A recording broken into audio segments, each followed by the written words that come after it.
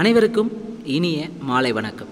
Olympia IAS academy சார்பாக இதுவரை குறிப்பாக இப்போ ரீசெண்டாக group 2 2A prelims and group 4 தேர்விற்காக டெஸ்ட் பேட்ச் வீக்கெண்டானா போயிட்டு இருந்தது. அதில் குறிப்பாக ஜென்ரல் ஸ்டடீஸில் கேட்கப்பட்ட ஒட்டுமொத்த மாதிரி தேர்வுகளுக்கான விடை குறிப்புகளை நாம் பார்ட் 1 பார்ட் 2 ஆல்ரெடி பார்த்து முடிச்சிருக்கிறோங்க. அதனுடைய தொடர்ச்சியாக பார்ட் 3ல் இருக்கக்கூடிய மிக முக்கியமான வினா தொகுப்புகளுக்கான விடை குறிப்பில் நம்ம பார்க்கலாங்க. நிச்சயமாக நம்முடைய ஒவ்வொரு மாதிரி தேர்வுமே எக்ஸாம் பாயிண்ட் ஆஃப்ல நியூ சிலபஸ் படி பேட்டர்ன் படி புதிய புத்தகம் மற்றும் பழைய புத்தகத்தில் சிலபஸ் படி கவர் பண்ணி தான் கேள்விகள் எடுக்கப்பட்டுள்ளது. இதே போல் ப்ரீவியஸ் கொஸ்டின் அனலைஸ் பண்ணி தான் எடுத்திருக்கு. அதனால் ஒவ்வொரு வீடியோவுமே மிக மிக முக்கியமானது. நிச்சயமாக ரிவிஷன் பண்ணுறதுக்கு இப்போ குரூப் 4க்கு நெக்ஸ்ட் வரக்கூடிய குரூப் 2க்கு ரிவிஷன் பண்ணுறதுக்கு மிக ஹெல்ப்ஃபுல்லாக இருக்கும் இந்த வீடியோஸை பொறுத்தவரையும். அதனால் வீடியோஸை முழுமையாக பாருங்கள், ஸ்கிப் பண்ணாமல் பாருங்கள். ஒவ்வொரு வீடியோவுமே எக்ஸாம் பாயிண்ட் ஆஃப்ல முழுக்க டிஎன்பிசி பேட்டர்னில் தான் எடுக்கப்பட்டுள்ளது. அதனால் வீடியோஸை முழுமையாக பாருங்கள். இந்த ஒரு வீடியோ நிறைய பேர் பார்க்கலாம். இதில் யார் இந்த ஒரு வீடியோ உண்மையாகவே சின்சியராக டெடிக்கேட்டாக நீங்கள் கரெக்டாக அப்சர்வ் பண்ணுங்கன்னா இதனுடைய கொஸ்டினுடைய ரிஃப்ளெக்டை நீங்கள் மெயின் எக்ஸாமில் வரக்கூடிய குரூப் 1ம் சரி, அடுத்து குரூப் 4ம் சரி, அதுக்கடுத்து குரூப் 2A ப்ரிலிம்ஸும் சரி, கட்டாயம் நம்மளுடைய கொஸ்டின் பேப்பர் ரிஃப்ளெக்ட் ஆகுங்க. இந்த வாய்ப்பை சரியாக பயன்படுத்திக்காங்க. வீடியோஸை பொறுத்தவரையும் ஒரு 1.5 மணி நேரம் 2 மணி நேரம் போகுன்றதுனால கொஞ்சம் வேகமாக பயணிக்க வேண்டியது இருக்குது. ஒவ்வொரு வீடியோவுமே நம்மளுடைய அப்லோட் பண்ணுறதுடைய மிக முக்கியமான நோக்கம் தொலைதூரத்தில் இருக்கக்கூடிய நண்பர்களுக்கும் சரி, தொலைவில் இருந்து குறிப்பாக வீட்டிலேருந்து படிக்கக்கூடிய நண்பர்களுக்கும் சரி இது பயனுள்ளதாக இருக்கணும். ஒரு 100 பேர் பார்க்குறாங்கன்னா அந்த 100 பேர் முழுமையாக ஒரு வீடியோ பார்ப்பாங்களான்னு தெரியாது. ஆனால் அதில் ஒருத்தருக்காவது இந்த வீடியோ நிச்சயமாக 100% பயனுள்ளதாக இருக்கும். எந்த அளவுக்கு எஃபர்ட் போட்டு நாங்கள் செய்கிறோங்களோ அதே அளவு இந்த எஃபர்ட்னுடைய வேல்யூ பார்த்திங்கன்னா நீங்கள் எக்ஸாம் முடிக்கும்போது, எக்ஸாம் அட்டன் பண்ணும்போது, மெயின் எக்ஸாமில் உங்களுக்கு அது நம்முடைய கொஸ்டின் பேப்பருடைய ரிஃப்ளெக்ட் உங்களுக்கு அன்னைக்கு தெரியும். நிறைய பேருக்கு இதை சில பேர் ஸ்கிப் பண்ணிவிட்டு போகலாம், இல்லை இவ்வளோ நேரம் பார்க்குறாங்கல்ல தொடர்ந்து சொல்லிகிட்டே இருக்காங்கன்னு அப்படின்னு கூட தோணும். ஆனால் உண்மையான யதார்த்தமான கல நிலவரம் என்னென்னு பார்த்தீங்கன்னா, நம்ம எவ்வளோக்கு எவ்வளோ படித்தோமோ அதை முழுமையாக ரிவிஷன் பண்ணணும். அதுதான் ரொம்ப ரொம்ப முக்கியமானது. நம்மளுடைய மதிப்பெண்ணை அதிகப்படுத்துவதற்கு ரிவிஷன், தொடர் ரிவிஷனும் வாராந்திர தேர்வுகளை எழுதி பார்த்துட்டே இருக்கணும். நம்ம ஒலிம்பியா ஐஏஎஸ் அகாடமி சார்பாக பார்த்திங்கன்னா தினசரியான டே ஷீட் ப்ரோக்ராமும் போது, வீக்கெண்ட் ப்ரோக்ராம் போது, இது முழுமையாகவே முழுக்க வகுப்பிற்கு செல்ல முடியாத மாணவர்களுக்கும் சரி, செல்லக்கூடிய மாணவர்களுக்கும் சரி, ஆன்லைனில் படிக்கக்கூடிய மாணவர்களுக்கு முழுவதுமாகவே இலவசமாக வழங்கப்பட்டு வருகிறது. இந்த வாய்ப்பை தொடர்ந்து பயன்படுத்திக்காங்க. முதல் கேள்வி இந்த வீடியோவில் அதாவது 100 கொஸ்டின், முதல் 100 கொஸ்டினை பொறுத்தவரையும் 12ஆம் வகுப்பு வரலாறு புதிய புத்தகத்தில் அலகு 6லிருந்து 9 வரை இருக்கக்கூடிய 100 கேள்விக்கான விடை குறிப்புகளை பார்க்கலாம். முதல் கேள்வி, சர்வப்பள்ளி கோபால் குறிப்பிடுவது போல் டேஸ் மூலம் அரசியலில் இந்து மறுமலர்ச்சிக்கான குரல் ஒலிக்க தொடங்கியது. சர்வப்பள்ளி கோபால் குறிப்பிடுவது போல் டேஸ் மூலம் அரசியலில் இந்து மறுமலர்ச்சிக்கான குரல் ஒலிக்க தொடங்கியதுன்னு பார்த்தீங்கன்னா எதன் மூலமாகனா ஆரிய சமாஜம் மூலமாக தான் இந்து மறுமலர்ச்சிக்கான குரல் ஒலிக்க தொடங்கியிருக்கு அப்படின்னு சொன்னது யார்? சர்வப்பள்ளி கோபால். ஸோ ஆரிய சமாஜத்தை தொடங்கினது யார்? சுவாமி தயானந்த சரஸ்வதி. எப்போ தொடங்கினாங்க? 1875. பிரம்ம சமாஜத்தை தொடங்குது ராஜாராம் மோகன் ராய் 1828. அடுத்து பிரார்த்தனா சமாஜத்தை தொடங்குது ஆத்மராம் பாண்டுரங் 1867. பிரம்மஞான சபை யார் தொடங்கினாங்க, எப்போ தொடங்கினாங்கன்றதை மறக்காமல் கமெண்ட் பாக்ஸில் கமெண்ட் பண்ணுங்கள். கேள்வி 2, டேஸ் ஆண்டில் வங்காள அரசாங்கம் நீதிமன்றம் மற்றும் அலுவலகங்களில் உருதுக்கு பதில் இந்தி மொழியை அறிமுகப்படுத்தியது? ஸோ எந்த ஆண்டில் வங்காள அரசாங்கம் நீதிமன்றம் மற்றும் அலுவலகங்களில் உருதுக்கு பதில் இந்தி மொழியை அறிமுகப்படுத்தினாங்க? 1870. கேள்வி 3, பண்டைய மதங்களை புத்துயிர்ப்பு செய்து வலுப்படுத்தி உயர்த்துவதே இந்தியர்களின் முதல் பணி ஆகும். இது கடந்த கால பெருமையுடன் ஒரு புதிய சுயமரியாதையையும் எதிர்காலத்தின் மீதான நம்பிக்கையையும் ஒரு தவிர்க்க இயலாத விளைவாகவும் தேச நாட்டுப்பற்றுடன் கூடிய வாழ்வின் ஒரு பேரலையாகவும் நாட்டை புனரமைப்பதற்கான தொடக்கமாகவும் உருவாக்கப்பட வேண்டும் என்று கூறியவர் யார்? அன்னி பெசன்ட். கேள்வி 4, பின்வரும் கூற்றுகளில் சரியானது எது? 4 கூற்று தந்திருக்காங்க. இந்த 4 கூற்றில் எது சரின்னு பார்த்தீங்கன்னா 1, 4 சரியாக இருக்குது. பம்பாய் ஆளுநர் எல்பின்ஸ்டோன் பழைய ரோமானிய லட்சியமான டிவைட் அட் எம்பரா, பிரித்தாளுதல் என்பது நமதாக வேண்டும் என்று எழுதினார். யார் எழுதியிருப்பார்? பம்பாய் ஆளுநர் எல்பின்ஸ்டோன் தான் எழுதினார். சரி. இந்திய தேசிய காங்கிரஸின் 2வது கூட்டத்தில் பசுவதையை குற்றம் என அறிவித்தது தீர்மானம் நிறைவேற்றப்பட வேண்டும் என சில காங்கிரஸ்காரர்கள் முயற்சி செய்தனர். இந்திய தேசிய காங்கிரஸின் 2வது கூட்டத்தில் பசுவதையை குற்றம் என அறிவிக்க சொன்னாங்களான்னா கிடையாது. 3வது கூட்டம், அதாவது 3வது ஐஎன்சி மாநாடு எங்கே நடந்திருக்குன்னா சென்னையில் நடந்திருக்கு. அந்த மாநாட்டில் தான் பசுவதையை குற்றம் என அறிவித்து தீர்மானம் நிறைவேற்றப்பட வேண்டும் என சில காங்கிரஸ்காரர்கள் முயற்சி செஞ்சுருப்பாங்க. 3வது கூற்று, இந்துக்களால் ஆளப்படும் நாட்டில் சிறுபான்மையினரான முஸ்லீம்களுக்கு தக்க உதவிகள் கிடைக்காது என்று ஜின்னா எண்ணினாரா? ஜின்னா எண்ணி இருக்க மாட்டார். சர் சையது அகமது கான் இந்துக்களால் ஆளப்படும் நாட்டில் சிறுபான்மையினருக்கான முஸ்லீம்களுக்கு தக்க உதவிகள் கிடைக்காது என்று ஜின்னா கருதியிருக்க மாட்டார். சர் சையது அகமது கான் தான் சொல்லியிருப்பார். லண்டன் பிரிவு கவுன்சிலிற்கு தேர்ந்தெடுக்கப்பட்ட முதல் இந்தியர் யார்னா சையத் அமீர் அலி. லண்டன் பிரிவு கவுன்சிலிற்கு தேர்ந்தெடுக்கப்பட்ட முதல் இந்தியர் சர் சையத் அமீர் அலி. அப்போ இங்கே சரியானது 1, 4 சரியாக இருக்குது. கேள்வி 5, தவறான இணை எது? ஸோ ரகமதுல்லா சயனி பம்பாயை சேர்ந்தவர் தான். சரி. நவாப் சையத் முகமது பகதூர் வந்து சென்னையை சேர்ந்தவர். சரி. ஏ ரசூல் பார்த்தீங்கன்னா வங்காளத்தை சேர்ந்தவர். முதல் 3 சரியாக இருக்குது. ரகமதுல்லா சயானி பம்பாயை சேர்ந்தவர், நவாப் சையத் முகமது பகதூர் வந்து சென்னையை சேர்ந்தவர், ஏ ரசூல் வங்காளத்தை சேர்ந்தவர், சர் சையத் அகமது கான் வந்து லக்னோவை சேர்ந்தவர். ஆனால் கிடையாது. அப்போ தவறான இணை ஆப்ஷன் டெல்லி.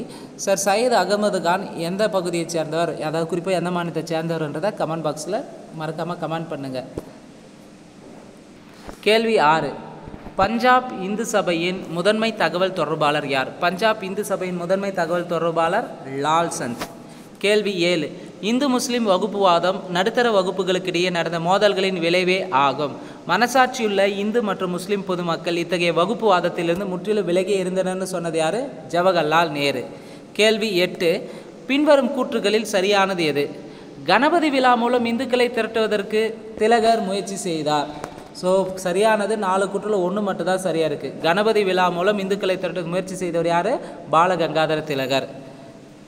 முஸ்லீம்களை திருப்திப்படுத்தும் கொள்கையை இந்திய தேசிய காங்கிரஸ் பின்பற்றதுக்கு லாலா லஜபதி ராய் கடும் கண்டனம் தெரிவித்தாரா? லாலா லஜபதி ராய் கிடையாது, லால் சந்த் தான் கடும் கண்டனம் தெரிவிச்சிருப்பார். முஸ்லீம்களை திருப்திப்படுத்தும் கொள்கையை இந்திய தேசிய காங்கிரஸ் பின்பற்றியதற்கு லால் சந்த் தான் கடும் கண்டனம் தெரிவிச்சிருப்பார். அப்புறம் பி ஆப்ஷன் தவறு. மிண்டோ மார்லி சீர்திருத்தம் முஸ்லீம்களின் தனி அரசியல் அடையாளத்திற்கான அலுவல் முத்திரை முஸ்லீம் லீக்கிற்கு வழங்கியதா? லக்னோ ஒப்பந்தம், அதாவது லக்னோ ஒப்பந்தம் தான் முஸ்லீம்களின் தனி அரசியல் அடையாளத்திற்கு அலுவல் முத்திரையை முஸ்லீம் லீக்கிற்கு வழங்கியது. அப்போ சி ஆப்ஷனும் தவறு. டி ஆப்ஷன், 1909ஆம் ஆண்டு மிண்டோ மார்லி சட்டம் பேரரசு சட்டமன்றத்தில் அலுவலர் இல்லாத 27 உறுப்பினர்களுக்கான இடங்களில் 7 இடங்களை முஸ்லீம்களுக்கு வழங்கியதா? 7 இடம் கிடையாது, 8 இடங்களை முஸ்லீமுக்கு தந்திருப்பாங்க. 1909 மிண்டோ மார்லி சட்டத்தின் மூலமாக, அதாவது முஸ்லீம்களுக்கு தனி தொகுதி வழங்கிய சட்டனாவே அது மிண்டோ மார்லி சீர்திருத்த சட்டம். மிண்டோ மார்லி சட்டம் தான் 1909. அதில் சட்டமன்றத்தில் அலுவலர் அல்லாத 27 உறுப்பினர்களுக்கான இடங்களில் 8 இடங்களை வந்து முஸ்லீம்களுக்கு தந்திருப்பாங்க. இங்கே 7ன்னு இருக்குது. அப்போ டி ஆப்ஷனும் தவறு. சரியானது ஆப்ஷன் ஏ மட்டும்தான். கேள்வி 9, பின்வரும் கூற்றுகளில் தவறானது எது? 4 ஆப்ஷனில் எது தவறுனா ஆப்ஷன் டெல்லி தவறு. சுவாமி தயானந்த சரஸ்வதி பசு பாதுகாப்பை பரப்புரை செய்வதன் மூலம் இந்து மகாசபைக்கு புத்துயிர் அளிக்க முனைந்தார். யார்? சுவாமி தயானந்த சரஸ்வதினா சுவாமி தயானந்த சரஸ்வதி வரமாட்டார். சுவாமி சிரத்தானந்தா. சுவாமி சிரத்தானந்தா தான் சிரத்தானந்தா தான் பசு பாதுகாப்பை பரப்புவதன் மூலம் இந்து சபைக்கு புத்துயிர் அளிக்க முனைந்தார். யார்? சுவாமி சிரத்தானந்தார். மற்ற 3 ஆப்ஷனும் சரியாக இருக்குது. அம்பாலாவில் 5வது பஞ்சாப் இந்து மாநாடு நடைபெற்றது. அப்போ 5வது பஞ்சாப் இந்து மாநாடு எங்கே நடைபெற்றது? அம்பாலா. 1915இல் இந்துக்களின் முதல் அகில இந்திய மாநாடு 1915ல் இந்துக்களுடைய முதல் அகில இந்திய மாநாடு ஹரித்வாரில் கூட்டப்பெற்றது. சரி. அகில இந்திய இந்து மகாசபை டேராடூனை தலைமையிடமாக கொண்டு தொடங்கப்பட்டது. அப்போ அகில இந்திய இந்து மகாசபையின் தலைமையிடம் டேராடூன். கேள்வி 10, மலபார் கிளர்ச்சி நடைபெற்ற ஆண்டு. ஆல்ரெடி டிஎன்பிசியில் கேட்கப்பட்ட கேள்வி தான். மலபார் கிளர்ச்சி நடைபெற்ற ஆண்டு 1921. கேள்வி 11, தவறான இணை எது? ஒத்துழையாமை இயக்கம் நிறுத்தம். எப்போ ஒத்துழையாமை இயக்கத்தை நிறுத்தினாங்கன்னா 1922ல் நிறுத்தியிருப்பாங்க.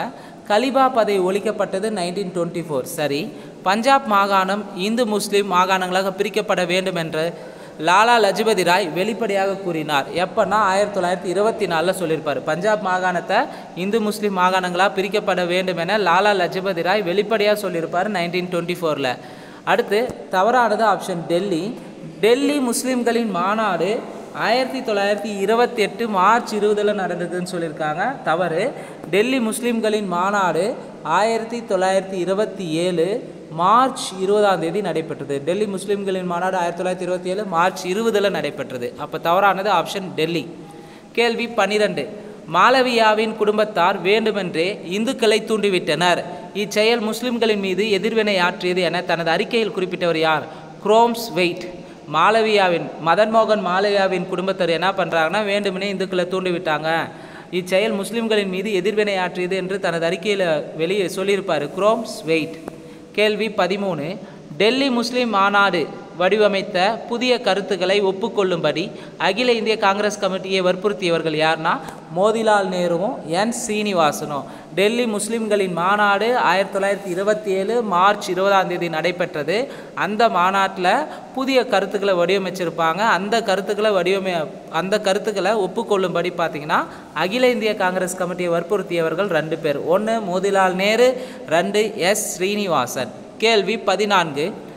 இந்தியாவில் உள்ள அனைவரும் இந்துக்களாக மட்டுமே இருக்க வேண்டும் என இந்துக்கள் நம்பினால் அவர்கள் கனவுலகில் வாழ்கிறார்கள் என்றே பொருள் என்ற கூற்றை கூறியவர் மகாத்மா காந்தி. கேள்வி 15. பின்வரும் கூற்றுகளில் சரியானது எவை? 1. ராஷ்ட்ரிய சுயசேவா சங்கம் 1926 உருவானதா? தப்பு. ராஷ்ட்ரிய சுயசேவா சங்கம் 1925 உருவானது. ராஷ்ட்ரிய சுயசேவா சங்கம் 1925 உருவானது. முதல் கூற்று தவறு. 2. கேபி எட்கேவர், விடி சவார்கர், எம்எஸ் கோல்வாக்கர் ஆகியோர் இந்து ராஷ்டிரா எனும் கோட்பாட்டை மேலும் விரிவாக்கம் செய்யும் முயற்சிகளை மேற்கொண்டனர். ஸோ இந்து ராஷ்டிரா எனும் கோட்பாட்டை மேலும் விரிவாக்கம் முயற்சி செய்தவங்க யார்? கேபி எட்கேவர், விடி சவார்கர், எம்எஸ் கோல்வாக்கர். இரண்டாவது கூற்று சரி. இந்துக்களாகிய நாங்களாக ஒரு தேசமாக உள்ளோம் என எம்எஸ் கோல்வாக்கர் உறுதிப்பட கூறினாரா? கிடையாது. விடி சவார்கர் சொல்லியிருப்பார். இந்துக்களாகிய நாங்களாகவே ஒரு தேசமாக உள்ளோன்னு சொன்னது விடி சவார்கர் சொல்லியிருப்பார். விடி சவார்கர். அப்போ மூணாவது குற்று தவறு. 4. டிசம்பர் 1938 தான் காங்கிரஸ் செயற்குழு இந்து மகாசபையில் உறுப்பினர்களாக இருப்பவர்கள் காங்கிரஸில் உறுப்பினர்களாக இருக்க தகுதி இல்லாதவர்கள் என அறிவித்தது. ஸோ டிசம்பர் 1938 காங்கிரஸ் செயற்குழு என்ன சொல்கிறாங்கன்னா, யாரெல்லாம் இந்து மகாசபையில் உறுப்பினர்களாக இருக்காங்களோ அவங்கெல்லாம் காங்கிரஸில் உறுப்பினர்களாக இருப்பதற்கே தகுதி இல்லை அப்படின்னு சொல்லிட்டு விமர்சித்து வச்சுருப்பாங்க. டிசம்பர் 1938 அறிவிச்சிருப்பாங்க. அப்போ இங்கே சரியானது 2, 4 சரியாக இருக்குது. கேள்வி 16. 1937 நடைபெற்ற தேர்தலில் எத்தனை மாகாணங்களில் காங்கிரஸ் வெற்றி பெற்றது? 1937 நடைபெற்ற தேர்தலில் 7 மாகாணத்தில் காங்கிரஸ் வின் பண்ணியிருப்பாங்க. மொத்தமாக நடந்தது 11 மாகாணத்தில் 7 மாகாண தேர்தலில் காங்கிரஸ் வின் பண்ணியிருப்பாங்க. கேள்வி 17. 1937 நடைபெற்ற தேர்தலில் முஸ்லீம் லீக் மொத்த முஸ்லீம் வாக்குகளில் எத்தனை விழுக்காடு வாக்குகளை மட்டுமே பெற்றது? இந்த கொஸ்டின் பார்த்தீங்கன்னா ப்ரீவியஸ் டிஎன்பிசியில் கேட்டிருக்காங்க. ஸோ 1937 நடைபெற்ற எலெக்ஷனில் முஸ்லீம் லீக்கு மொத்த முஸ்லீம் வாக்குகளில் எவ்வளோ % வாக்கை மட்டுமே பெற்றிருந்தாங்கன்னா 4.8% வாக்கை தான் வாங்கியிருப்பாங்க. கேள்வி 18. மீட்பு நாளாக எந்த நாளை முஸ்லீம் லீக் கொண்டாடியது? அதாவது காங்கிரஸ் தன்னுடைய ஆட்சியை ராஜினாமா செஞ்சுருப்பாங்க. அதனால் மீட்பு நாளாக அனௌன்ஸ்மெண்ட் பண்ணியிருப்பாங்க. எப்போனா 1939 டிசம்பர் 22. மீட்பு நாள் எப்போ? 1939 டிசம்பர் 22. கேள்வி 19. பின்வரும் கூற்றுகளில் தவறானது எது? ஸோ தவறானது எதுனா ஃபஸ்ட்டு நம்ம தவறு என்னன்றதை பார்த்துருவோம். ஆப்ஷன் டி தான் தவறு. 19க்கு இருநாடு கொள்கையை முதலில் சர் வாசிர் ஆசன் என்பவர் தான் 1936 நடைபெற்ற பம்பாய் லீக் மாநாட்டில் தனது தலைமை உரையில் குறிப்பிட்டார். சர் வாசிர் ஹாக்கிம் பார்த்திங்கன்னா சொன்னது அவர் தான்.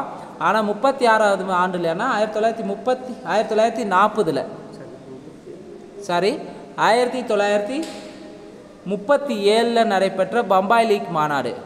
இருநாடு கொள்கையை ஃபஸ்ட்டு சர் வாசிர் ஆசன் என்பவர் என்ன பண்ணுவார்னா 1937 நடைபெற்ற பம்பாய் லீக் மாநாட்டில் தனது தலைமை உரையில் குறிப்பிட்டிருப்பார்.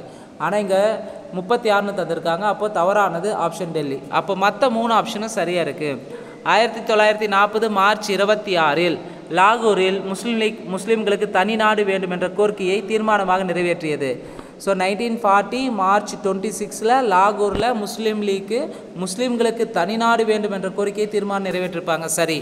பாகிஸ்தான் என்ற எண்ண ஓட்டம் முகமது இக்பாலால் சிந்திக்கப்பட்டது. பாகிஸ்தான் என்ற எண்ண ஓட்டம் யாரால் சிந்திக்கப்பட்டதுன்னா முகமது இக்பாலால் தான் சிந்திக்கப்பட்டது. சரி.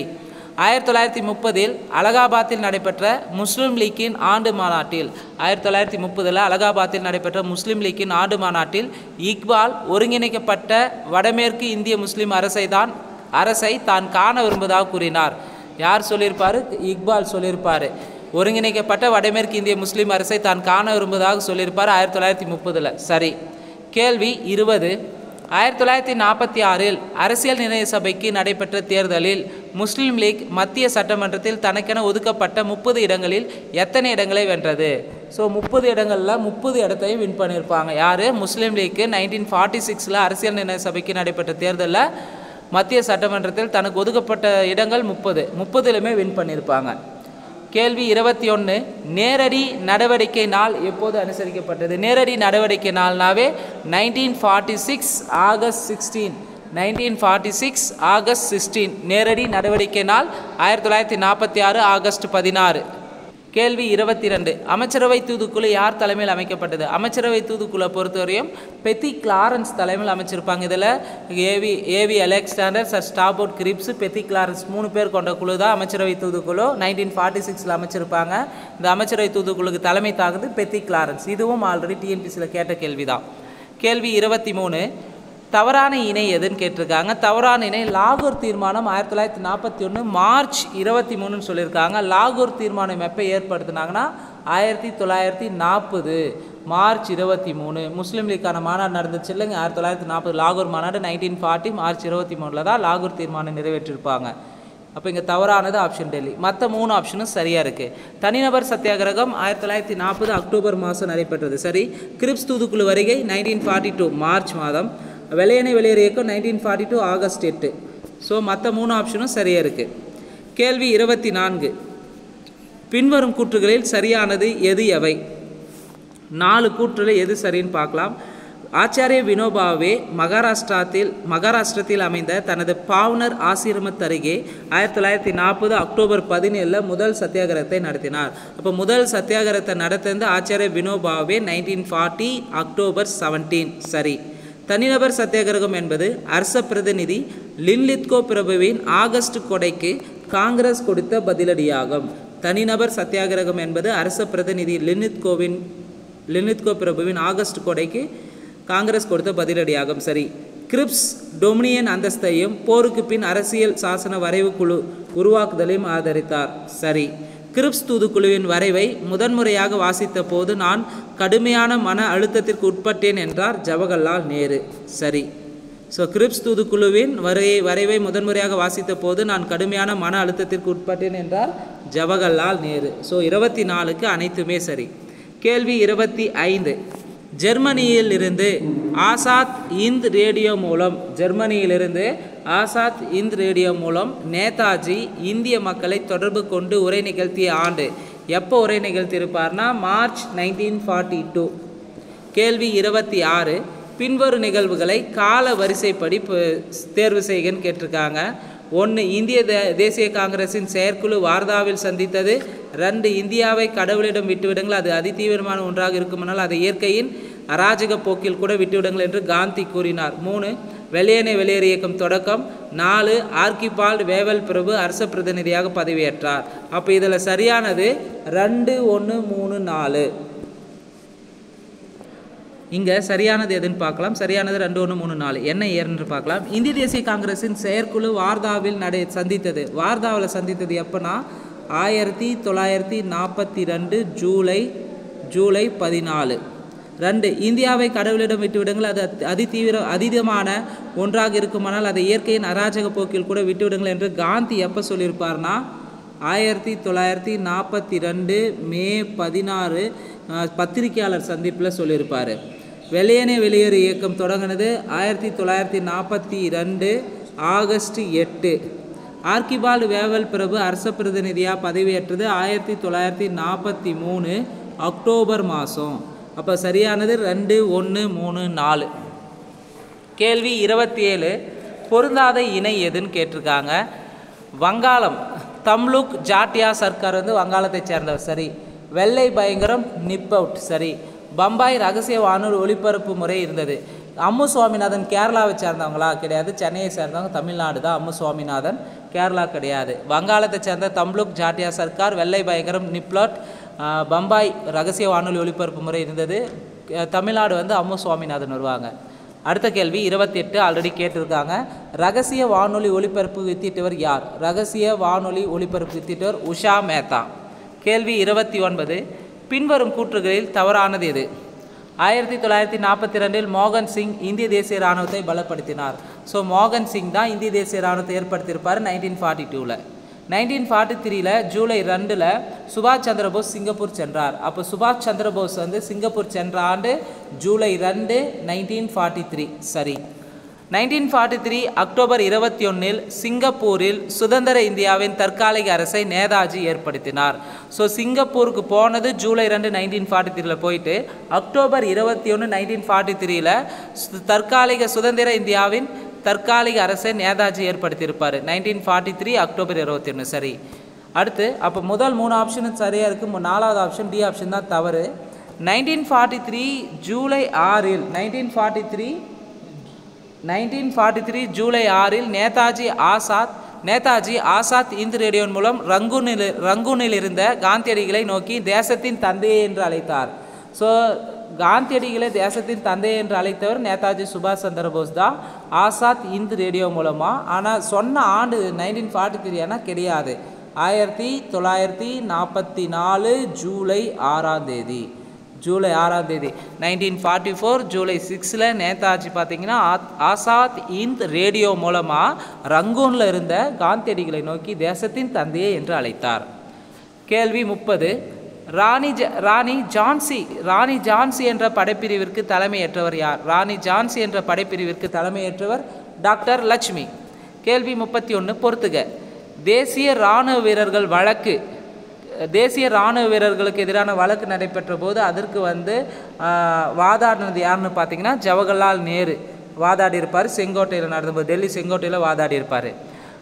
சிம்லா மாநாடு 1945 நடைபெற்றது. சிம்லா மாநாடு 1945. ஷகல் தில்லான் ஷா நவாஸ் கான் விடுதலை ஆனது 1946. ஷகல் தில்லான் ஷா நவாஸ் கான் விடுதலை ஆனது 1946. ராயல் இந்திய கடற்படை கழகம் வந்து நடைபெற்றது 1946. சரியானோடைய ஆப்ஷன் பாம்பே. கேள்வி 32 இதுவும் ஆல்ரெடி கேட்ட கேள்விதான். HMIS தல்வார் என்ற போர்க்கப்பலின் பக்கவாட்டில் வெள்ளையனே வெளியேறு என்று எழுதியவர் யார்? PC தத். கேள்வி 33 மாடர்ன் இந்தியா 1885 to 1947 என்ற நூலை எழுதியவர் யார்? மாடர்ன் இந்தியா 1885 to 1947 என்ற நூலை எழுதியது சுமித் சர்கார். கேள்வி 34 பொருந்தாதது எது? ராஜாஜி திட்டம் 1944 சரி. லாகூர் தீர்மானம் 1940 சரி. சிம்லா மாநாடு 1945 சரி. முஸ்லீம் லீக்கின் சட்டசபை உறுப்பினர்கள் தனிநாடு என்ற கோரிக்கையை நிறைவேற்று 1947 ஆனால் 1947 கிடையாது. ஸோ இங்கே சரியானது என்ன வரும்னா ஏப்ரல் 1946 நடந்திருக்கும். 1946 முஸ்லீம் லீக்கின் சட்டசபை உறுப்பினர் தனிநாடு என்ற மாநாடு நடைபெற்றது. கேள்வி 35 இடைக்கால அரசாங்கம் பற்றிய கூற்றுகளில் சரியானது எது? 1 1946 ஜூன் 15 அரச பிரதிநிதி இடைக்கால அரசை நடத்த 14 பேருக்கு அழைப்பிடுத்தார். 1946 ஜூன் 15 அரச பிரதிநிதி இடைக்கால அரசை நடத்த 14 பேருக்கு அழைப்பு விடுத்தார். சரி. இடைக்கால அரசை நடத்த ஒடுக்கப்பட்ட வகுப்பினர் சார்பில் அம்பேத்கர் கலந்து கொண்டாரானா? கிடையாது. ஜக்ஜீவன் ராம் வந்து கலந்து கொண்டிருப்பார். இடைக்கால அரசை நடத்த வந்து பார்த்திங்கன்னா ஒடுக்கப்பட்ட வகுப்பினர் சார்பில் ஜெகஜீவன் ராம் கலந்து கொண்டிருப்பார்.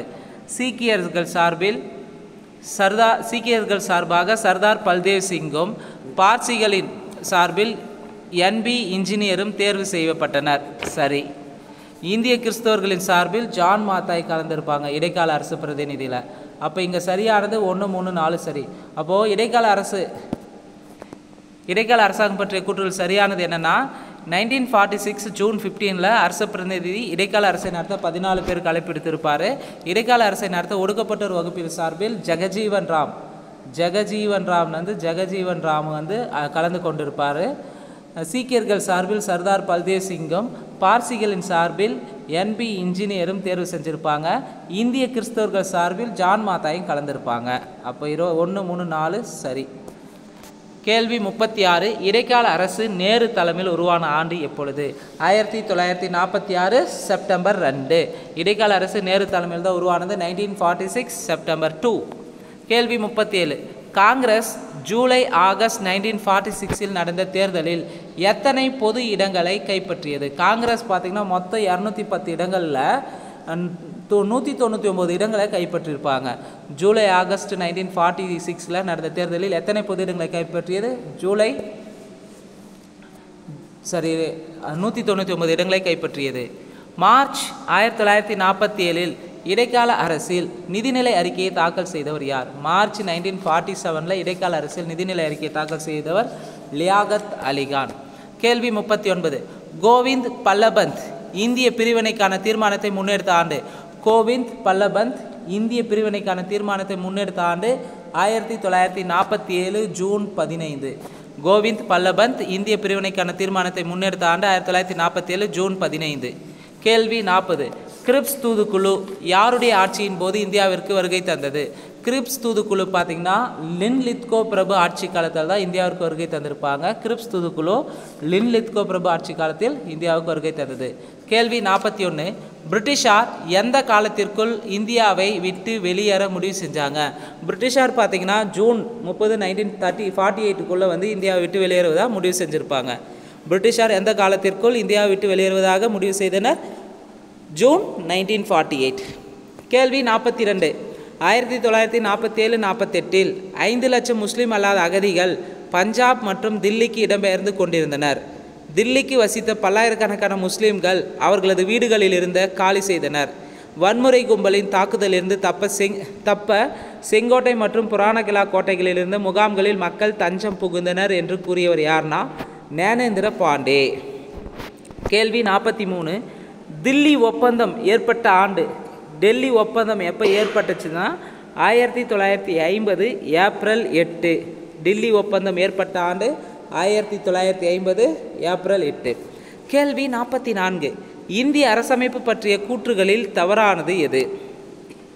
முதல்ல தவறானது எதுன்றதை பார்க்கலாம். 1947 டிசம்பர் 13 ஜவஹர்லால் நேரு இந்திய அரசமைப்புக்கான குறிக்கோள் தீர்மானத்தை அரசமைப்பு நிர்ணய சபையில் அறிமுகப்படுத்தினார். அறிமுகப்படுத்திய நாள் டிசம்பர் 13 சரி, அறிமுகப்படுத்திய ஆண்டு தவறு. அறிமுகப்படுத்தியது 1946 டிசம்பர் 13. 1946 3வது அமர்வு டிசம்பர் 13 ஜவஹர்லால் நேரு இந்திய அரசமைப்புக்கான குறிக்கோள் தீர்மானத்தை அரசமைப்பு நிர்ணய சபையில் அறிமுகப்படுத்தியிருப்பார். இங்கே தவறானது ஆப்ஷன் சி. மற்ற 3 ஆப்ஷனும் சரியாக இருக்குது. ஏ ஆப்ஷன் பாருங்கள். இந்திய அரசமைப்பின் வரைவை இந்தியர்கள் தான் உருவாக்க வேண்டும், பிரிட்டிஷ் பாராளுமன்றம் அல்ல என்ற கோரிக்கை இந்திய தேசிய காங்கிரஸின் சார்பாக 1934 அதிகாரப்பூர்வமாக எழுப்பப்பட்டது. சரி. இந்தியர்களே தங்களுக்கான அரசமைப்பை உருவாக்குவார்கள் என்ற அடிப்படை கருத்து 1922 காந்தியடிகளால் முன்வைக்கப்பட்டது. சரி. 1922 அரசியல் நிர்ணய சபையின் முதல் கூட்டம் 1946 டிசம்பர் 9 நடைபெற்றது. சரி. கேள்வி 45. அனைத்துலக மனித உரிமைகள் பேரறிக்கை வெளியிட்ட ஆண்டு? அனைத்துலக மனித உரிமைகள் பேரறிக்கை வெளியிடப்பட்ட ஆண்டு 1948 டிசம்பர் 10.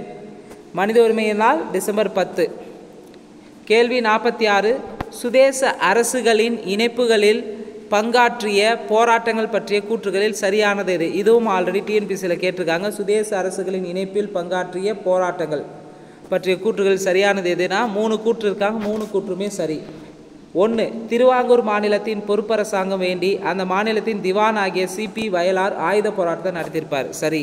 பிரஜாமண்டல் மற்றும் ஒடிசாவில் நடந்த பழங்குடியினர் கிளர்ச்சிகள் நீலகிரி, தெங்கனால் மற்றும் தல்சர் இந்தியாவில் நடந்த இரண்டாவது முக்கிய சுதேச எதிர்ப்பு போராட்டமாகும். சரி.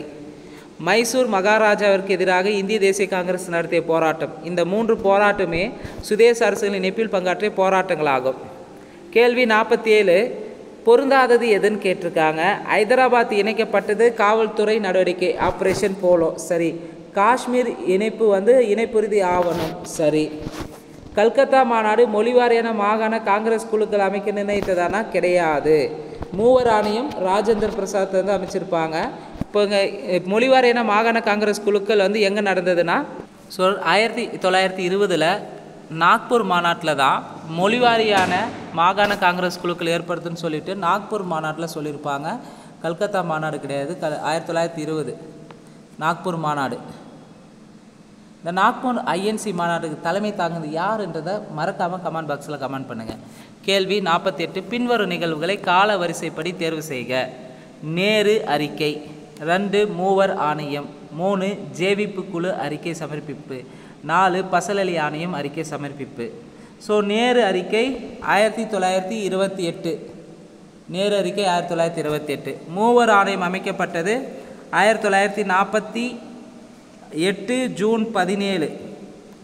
மூவர் ஆணையம் 1948 ஜூன் 17 மூவர் ஆணையம் அமைச்சிருப்பாங்க. ஜூன் 17 மூவர் ஆணையம் டாக்டர் ராஜேந்திர பிரசாத் அமைச்சிருப்பாங்க. ஜேவிபி குழு அறிக்கை சமர்ப்பிக்கப்பட்டது 1948 மொழிவாரி தொடர்பு அமைக்கப்பட்டது. அடுத்து பசல் அலி ஆணையம் அறிக்கை சமர்ப்பிப்பு 1955. 53 பசல் அலி ஆணையம் அமைச்சிருப்பாங்க. 55 அறிக்கையை சமர்ப்பிச்சிருப்பாங்க. மொழிவாரி அடிப்படையில் மாநிலங்களை பிரிக்கலாமான்னு சொல்லிட்டு இப்போ அமைக்கப்பட்டதில் பசல் அலி ஆணையம் அறிக்கை தந்திருப்பாங்க. அதன் அடிப்படையில் தான் மொழிவாரியாக மாநிலத்தை பிரிச்சிருப்பாங்க. பசல் அலி ஆணையம் அமைக்கப்பட்டது 53. அறிக்கை சமர்ப்பித்தது 1955 சமர்ப்பிச்சிருப்பாங்க. அப்போ சரியானது காலவரிசையில் 1, 2, 3, 4 சரியாக அமைஞ்சிருக்கு. கேள்வி 49 ஆந்திரா தனி மாநிலமாக பிரிக்கப்பட வேண்டும் என வலியுறுத்தி பொட்டி ஸ்ரீராமுலு சாகும் வரை உண்ணாவிரதத்தை தொடங்கிய ஆண்டு. பொட்டி ஸ்ரீராமுலு பார்த்திங்கன்னா 56 நாட்கள் உண்ணாவிரதம் இருந்து உயிரிழந்திருப்பாங்க. இவர் உயிரிழந்த பிறகு உடனடியாக ஆந்திராவை தனி மாநிலமாக அனௌன்ஸ்மெண்ட் பண்ணுவாங்க. எப்போ தொடங்கியிருப்பார்னா 1952 அக்டோபர் 19ஆம் தேதி. 1952 அக்டோபர் 19ஆம் தேதி பார்த்திங்கன்னா அமைச்சிருப்பாங்க. முன்ன பார்த்திங்கன்னா ஜேவிபி குழு அறிக்கை சமர்ப்பித்ததுன்னு சொல்லியிருப்பா, அதை மாற்றி சொல்லியிருக்கேன். ஜேவிபி குழு அமைக்கப்பட்டது 1948. அறிக்கை சமர்ப்பித்தது 1949 சமர்ப்பிச்சிருப்பாங்க. நேரு அறிக்கை 1928. மூவர் ஆணையம் 1948 ஜூன் 17 அமைச்சிருப்பாங்க. ஜேவிபி குழு அறிக்கை 1949 அறிக்கை சமர்ப்பிச்சிருப்பாங்க. பசல் அலி ஆணையம் அறிக்கை சமர்ப்பிப்பு 1953. சரியான விடை. பசல் அலி ஆணையம் அறிக்கை சமர்ப்பித்தது 1955. சரியான விடை 1, 2, 3, 4. ஆந்திரா தனி மாநிலமாக பிரிக்கப்பட வேண்டும் என வலியுறுத்தி பொட்டி ஸ்ரீராமுலு சாகு வரை உண்ணாவிரதத்தை தொடங்கிய ஆண்டு 1952 அக்டோபர் 19. 1952 அக்டோபர் 19 தொடங்கியிருப்பார். இவர் பார்த்திங்கன்னா 56 நாட்கள் உண்ணாவிரதம் இருந்து உயிர் நீத்திருப்பார். யார்? பொட்டி ஸ்ரீராமுலு. பொட்டி ஸ்ரீராமுலு இயற்கை எய்தியது எப்போன்னு பார்த்தீங்கன்னா உண்ணாவிரதம் தொடங்கியது அக்டோபர் 19, 1952. இறந்தது 1952 டிசம்பர் 15 இறந்திருப்பார். கேள்வி 50 எந்த மாநிலத்தின் நிலப்பகுதியையும் அதிகரிக்கலாம் என்று குறிப்பிடும் சட்ட விதி எது? எந்த மாநிலத்தின் நிலப்பகுதி அதிகரிக்கலாம் என்று குறிப்பிடும் சட்ட விதி ஆர்டிக்கல் 3. கேள்வி 51 தவறான இணையை தேர்ந்தெடு.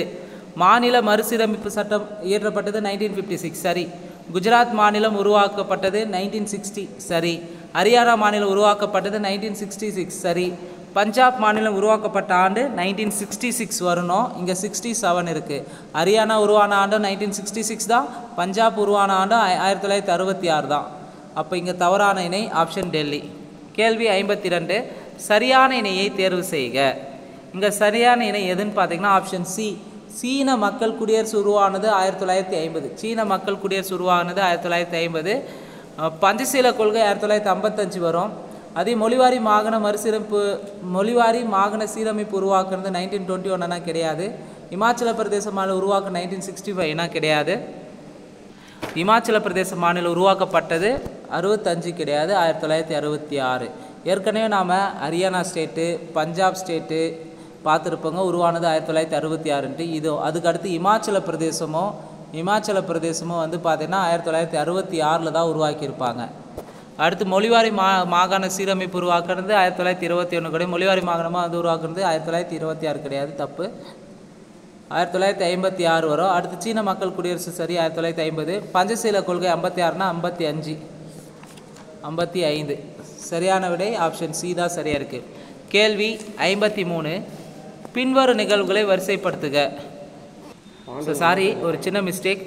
52 சரியான இணையை தேர்வு செய்யல. சீன மக்கள் குடியரசு உருவானது 1950 சரி. பஞ்சசீல கொள்கை வந்து இந்தியாவுக்கும் சீனாவுக்கு இடையே ஏற்பட்ட 5 கொள்கைகள் தான். 55ன்னு சொல்லிட்டு சாரி, அது பாண்டுங் மாநாடு தான் 55. 1954 பஞ்சசீல கொள்கை ஏற்பட்டிருக்கும். 1954 பஞ்சசீல கொள்கை ஏற்பட்டது. அடுத்து 53வது கேள்வி, பின்வரும் நிகழ்வுகளை வரிசைப்படுத்துக. பாண்டுங் மாநாடு, 2 கொங்காய் கணவாய் தாக்குதல், 3 இந்தியா சீனா போர், 4 ஆசிய தலைவர்கள் மாநாடு. ஸோ இதில் பாண்டுங் மாநாடு நமக்கு நல்லாவே தெரியும். பாண்டுங் மாநாடு 1955. பாண்டுங் மாநாடு 1955. பாண்டுங் மாநாடு 1955 ஏப்ரலில் நடந்தது. பாண்டுங் மாநாடு 1955 ஏப்ரல். 2 பார்த்திங்கன்னா கொங்காய் கணவாய், அதாவது கொங்காய் கணவாயை பொறுத்தவரையும் லடாக்கில் இருந்த கொங்காய் கணவாயில் தான் காவல் இருந்த இந்திய படை மீது சீனா தாக்குதல் நடத்தியிருப்பாங்க. அதுதான் கொங்காய் கணவாய் தாக்குதல்னு சொல்லுவாங்க. அது அக்டோபர், கொங்காய் கணவாய் தாக்குதல்னாவே அக்டோபர் 1959 நடந்தது. இந்தியா சீனா போர் 1962. ஆசிய தலைவர்கள் மாநாடு, ஆசிய தலைவர்கள் மாநாடை பொறுத்தவரையும் 1954 ஆசிய தலைவர்கள் மாநாடு 1954 இலங்கையினுடைய கொழும்புவில் நடைபெற்றது. ஆசிய தலைவர்கள் மாநாடு 1954 இலங்கையில் கொழும்புவில் நடைபெற்றது. அப்போ சரியான காலவரிசை 4, 1, 2, 3. 54வது கேள்வி, பாசிசம், காலனித்துவம், இனவாதம் அல்லது அணுகுண்டு, ஆக்கிரமிப்பு மற்றும் அடக்குமுறை போன்ற அனைத்து தீய சக்திகளையும் பொறுத்தவரையில் நாம் மிகவும் உறுதியாகவும் ஐயத்திற்கு இடமின்றியும் அவற்றை எதிர்த்து நிற்கிறோம் என்று கூறியவர் யார்? பாசிசம், காலனித்துவம், இனவாதம் அல்லது அணுகுண்டு, ஆக்கிரமிப்பு மற்றும் அடக்குமுறை போன்ற அனைத்து தீய சக்திகளையும் பொறுத்தவரையில் நாம் மிகவும் உறுதியாகவும் ஐயத்திற்கு இடமின்றியும் அவற்றை எதிர்த்து நிற்கிறோம் என்று கூறியவர் ஜவஹர்லால் நேரு. கேள்வி 55. பாண்டுங் பேரறிக்கை எத்தனை அம்ச கோட்பாடுகளை கொண்டது? பாண்டுங் பேரறிக்கை 10 அம்ச கோட்பாடுகளை கொண்டது. கேள்வி 56. மகாத்மா காந்தியடிகள் படுகொலை செய்யப்பட்ட நாள் எப்பொழுது? ஜனவரி 30, 1948. மகாத்மா காந்தியடிகள் படுகொலை செய்யப்பட்ட நாள் ஜனவரி 30, 1948. மொழிவாரி அடிப்படையில் அமைக்கப்பட்ட முதல் மாநிலம் ஆந்திரா. மொழிவாரி அடிப்படையில் பிரிக்கப்பட்ட முதல் மாநிலம் ஆந்திரா. 1953 வந்து அமைச்சிருவாங்க. ஆனால் முறைப்படி வந்து 1956 வந்து அனௌன்ஸ்மெண்ட் ஆகும். கேள்வி 58. 1950 நாட்டின் மொத்த உள்நாட்டு உற்பத்தியில் தொழில்துறையின் பங்கு எவ்வளவு? 1950 நாட்டின் மொத்த உள்நாட்டு உற்பத்தியில் தொழில்துறையின் பங்கு 13%. கேள்வி 59. பின்வரும் கூற்றுகளில் சரியானது எது? 4 கூற்று இருக்குது. 4 கூற்றில் எது சரின்னு பார்க்கலாம். ஆங்கிலேயர்களால் 3 வகையான வருவாய் வசூல் முறை அறிமுகப்படுத்தப்பட்டது. சரி. வங்காளம் மற்றும் வட இந்தியாவின் பெரும்பகுதிகளில் அறிமுகம் செய்யப்பட்ட நிரந்தர நிலவரி திட்டத்தின் கீழ் நிலவரியை செலுத்தும் பொறுப்பு ஜமீன்தார்கள் எனப்படும் குத்தகைதாரர்களிடம் விடப்பட்டது. சரி. தென்னிந்தியாவில் ரயத் என்றால் விவசாயி என்று பொருள். முறையின் கீழ் விவசாயிகள் நிலவரியை நேரடியாக அரசாங்கத்திடம் செலுத்தினாங்க. ரைத்வாரி முறையில் விவசாயிகள் வந்து நேரடியாக அரசாங்கத்துக்கு நிலவரியை செலுத்தியிருப்பாங்க. சரி. மகள்வாரி முறையில் நிலவரியை செலுத்துவது கிராமத்தின் கூட்டு பொறுப்பாகும். சரி. மகள்வாரி முறையில் நிலவரியை செலுத்துவது கிராமத்தின் கூட்டு பொறுப்பாக இருந்திருக்கு. அப்போது 59க்கு சரியானது அனைத்துமே சரி. கேள்வி 60. பின்வரும் கூற்றுகளில் தவறானது எது? ஜமீன்தாரி முறை 1949 உத்தரப்பிரதேசம், மத்திய பிரதேசம், பீகார், சென்னை, அசாம், பம்பாய் ஆகிய பகுதியில் அறிமுகம் செய்யப்பட்டது. ஜமீன்தாரி முறை பார்த்திங்கன்னா 1949 ஊபி, மத்திய பிரதேசம், பீகார், சென்னை, அசாம், பம்பாய் ஆகிய பகுதியில் அறிமுகம் செஞ்சாங்க. சரி. நிரந்தர நிலவரி திட்டம் முதலில் வங்காளத்தில் அறிமுகம் செய்யப்பட்டது.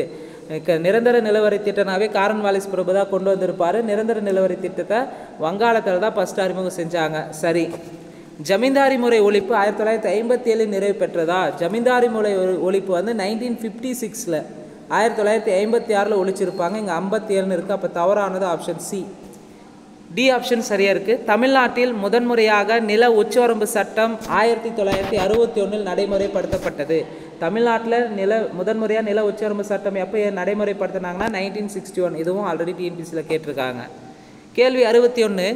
அதிக மகசூலை தருகிற உயர் ரக வீரிய வித்துக்கள் அறிமுகம் செய்யப்பட்ட ஆண்டு 1965. ஹை ஈல்டு வெரைட்டி ப்ராடக்ட்ஸை வந்து அறிமுகம் செஞ்சுருப்பாங்க 1965. கேள்வி 62. பொருந்தாதது எது? ஒருங்கிணைந்த ஊரக வளர்ச்சி திட்டம் 1980 சரி. மகாத்மா காந்தி தேசிய ஊரக வேலைவாய்ப்பு உறுதி சட்டம் இயற்றப்பட்டது 2005, நடைமுறைக்கு வந்தது 2006. நாங்கள் இயற்றப்பட்டதாக தான் கேட்டிருக்கேன். மகாத்மா காந்தி தேசிய ஊரக வேலைவாய்ப்பு உறுதி சட்டம் இயற்றப்பட்ட ஆண்டு 2005, நடைமுறைக்கு வந்ததுன்னு பார்த்தீங்கன்னா 2006. அப்போ பொருந்தாத ஆப்ஷன் பாம்பே. முதல் தொழில் கொள்கை 1948 சரி. இரண்டாவது தொழில் கொள்கை 1956 சரி. கேள்வி 63. 1951 இந்தியாவில் எத்தனை பொதுத்துறை நிறுவனங்கள் இருந்தன? 1951 இந்தியாவில் 5 பொதுத்துறை நிறுவனங்கள் மட்டும்தான் இருந்திருக்கு. கேள்வி 64. பிலாய் இரும்பேக்கு தொழிற்சாலை எங்கே இருக்குன்னா பிலாய் சத்தீஸ்கர், ரூர்கேலா ஒடிசா, துர்காப்பூர் மேற்கு வங்காளம், பொக்காரா ஜார்க்கண்ட். சரியானுடைய ஆப்ஷன் டெல்லி. கேள்வி 65. பாரத மிகுமின் நிறுவனம் அதாவது பெல் கம்பெனி வந்து ஃபஸ்ட்டு வந்து எங்கே நிறுவனாங்கன்னு கேட்டிருக்காங்க. பெல் கம்பெனி ஃபஸ்ட்டு போபாலில் நிறுவப்பட்டது. அதற்கடுத்து திருச்சி, ஹைதராபாத், ஹரித்வாரில் நிறுவியிருப்பாங்க. ஃபஸ்ட்டு பெல் கம்பெனி எங்கே நிறுவனாங்க? பாரத மிகுமின் நிறுவனம் போபால். கேள்வி 66. தவறான இணை எதுன்னு கேட்டிருக்காங்க. திட்டக்குழு அமைக்கப்பட்ட ஆண்டு 1950 மார்ச் 15 சரி. 3 ஓராண்டு திட்டங்கள் ஏற்படுத்தினது 66 to 69 சரி. இரண்டாவது ஐந்தாண்டு திட்டம் 56 to 61 சரி. நான்காவது ஐந்தாண்டு திட்டம் 75 to 80 ஆனால் கிடையாது. நான்காவது ஐந்தாண்டு திட்டம் நான்காவது ஐந்தாண்டு திட்டத்தை பொறுத்தவரையும் 69லேருந்து 74 வரையும் 69 to 74 நான்காவது ஐந்தாண்டு திட்டம். முதல் ஐந்தாண்டு திட்டம் திட்டக்குழு அமைக்கப்பட்டது 1950. ஃபஸ்ட்டு ஐந்தாண்டு திட்டம்னாவே 1951 to 55. ரெண்டாவது ஐந்தாண்டு திட்டம் 56 to 61. மூன்றாவது ஐந்தாண்டு திட்டம் 61 to 65 வந்துடும். 66லேருந்து 69 திட்ட விடுமுறை 3 ஓராண்டு திட்டத்தை ஏற்படுத்திடுவாங்க. நான்காவது ஐந்தாண்டு திட்டம் 69 to 74. தவறான இணை ஆப்ஷன் டெல்லி. 67வது கேள்வி. பின்வரும் கூற்றுகளில் சரியானது எதுன்னு கேட்டிருக்காங்க. 4 கூற்றுகள் எது சரின்னு பார்க்கலாம். முதலாவது ஐந்தாண்டு திட்டத்திற்கான முன்மொழியப்பட்ட மொத்த முதலீடு. முதலாவது ஐந்தாண்டு திட்டத்திற்காக முன்மொழியப்பட்ட மொத்த முதலீடு 3870 கோடி சரி. 2. மகளநோபிஸ் திட்டம் என்று அழைக்கப்படுது இரண்டாவது ஐந்தாண்டு திட்டம் சரி. நான்காவது ஐந்தாண்டு திட்ட காலத்தில் வறுமை ஒழிப்பிற்கு முக்கியத்துவம் தந்திருப்பாங்க. புதிய புத்தகத்தில் ஹிஸ்ட்ரியில் தந்திருப்பாங்க. எக்கனாமிக்கில் வந்து அதே நியூ புக் வந்து 6வது ஐந்தாண்டு திட்டம் தந்திருப்பாங்க. இது வந்து அதனுடைய ஸ்டெப்பாக வந்து ஏற்படுத்தினா 4வது ஐந்தாண்டு திட்ட கால வறுமை ஒழிப்பு. பழைய புத்தகம் எடுத்தால் வறுமை ஒழிப்பு கரிபாட்டாவுன்னா 5வது ஐந்தாண்டு திட்டம் தந்திருப்பாங்க. மேக்ஸிமம் எக்கனாமிக் ரிலேட்டடாக வந்தால் நம்ம அங்கே 5வது ஐந்தாண்டு திட்டம் அல்லது 6வது ஐந்தாண்டு திட்டத்தில் ரெண்டில் எதனா ஒன்று தான் ஆன்சராக இருக்கும். புது புக்கை பொறுத்தவரை 6வது ஐந்தாண்டு திட்டத்தில் இருக்கும். 8வது திட்ட காலத்தில் பொருளாதாரம் தாராளமயமாக்கப்பட்டது சரி. ஸோ இங்கே அனைத்துமே சரிங்க. கேள்வி 68. இந்திய அறிவியல் நிறுவனம் நிறுவப்பட்ட ஆண்டு. இந்திய அறிவியல் நிறுவனம் பெங்களூரில் நிறுவியிருப்பாங்க 1909. இந்திய அறிவியல் நிறுவனம் பெங்களூரில் நிறுவப்பட்டது 1909. கேள்வி 69. தவறான இணை எது? தேசிய வேதியியல் ஆய்வகம் எங்கே இருக்குது? புனே சரி. தேசிய இயற்பியல் ஆய்வகம் புதுடெல்லி சரி. இந்திய அறிவியல் நிறுவனம் சென்னை ஆனால் கிடையாது, பெங்களூரு. இந்திய வேளாண் ஆய்வுக் கழகம் பூசால் இருக்கும். அப்போ இங்கே தவறான இணை ஆப்ஷன் சி. கேள்வி 70. டாடா அடிப்படை ஆராய்ச்சி நிறுவனம் நிறுவப்பட்ட ஆண்டு. டாடா அடிப்படை ஆராய்ச்சி நிறுவனம் நிறுவப்பட்ட ஆண்டு 1945. டாடா அடிப்படை ஆராய்ச்சி நிறுவனம் நிறுவப்பட்ட ஆண்டு 1945. முதல் ஐஐடி எங்கு நிறுவப்பட்டது? காரக்பூர். முதல் ஐஐடி எங்கே நிறுவனாங்க? காரக்பூர். கேள்வி 72. இந்திய அரசியலமைப்பில் முதலாவது திருத்தம் எப்போது மேற்கொள்ளப்பட்டது? First amendment 1951 ஏற்படுத்தியிருப்பாங்க 51. கேள்வி 73. இலக்குமுறை பொருளாதாரத்தில் இந்தியா ஒரு உலகளாவிய போட்டியாளரகம் என்று கூறியவர் யார்? இலக்குமுறை பொருளாதாரத்தில் இந்தியா ஒரு உலகளாவிய போட்டியாளர்னு சொன்னது சுந்தர் பிச்சை. கேள்வி 74.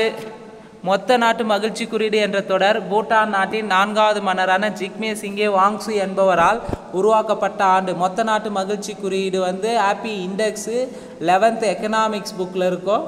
ஸோ 1972. உலகின் வலிமையான பெரிய பொருளாதாரங்களின் வரிசையில் இந்தியா எத்தனாவது இடத்தை பிடித்துள்ளதுன்னா, புத்தகத்தின் அடிப்படையில் வந்து 11th புக்கில் இருக்கும், 7வது இடம் இருக்கும். தற்போது வந்து உலகின் வலிமையான பெரிய பொருளாதாரம் கொண்ட நாடுகள் பட்டியலில் எத்தனாவது இடத்துல இருக்குது, இப்போ ரீசெண்டாக கரண்ட் அஃபேர்ஸில் அப்டேட் ஆகிருக்கும். என்னன்றதை கமெண்ட் பாக்ஸில் கமெண்ட் பண்ணுங்கள். கேள்வி 76. G20 நாடுகளில் பொருந்தாதது. G20 நாடுகளில் இந்தியா இருக்கும், சவுதி அரேபியா இருக்கும், இந்தோனேஷியா இருக்கும், வங்கதேசம் வராது. கேள்வி 77. பின்வரும் கூற்றுகளில் தவறானது எது? இந்தியாவில் 17% மொத்த உள்நாட்டு உற்பத்தி வேளாண் துறையிலிருந்து கிடைக்கிறது. சரி. இந்தியா வாங்கும் சக்தியில் 2வது இடத்தை பிடித்துள்ளதா? கிடையாது. 3rd place. வாங்கும் சக்தியில் 3வது இடத்துல இருக்குது. அப்போ தவறானது ஆப்ஷன் சி. ஆப்ஷன் பாம்பே. 2016-17 சீன மக்கள் குடியரசு நாட்டிற்கு அடுத்தபடியாக இந்தியா மொத்த உள்நாட்டு உற்பத்தியில் 7.1% பெற்றுள்ளது. சரி.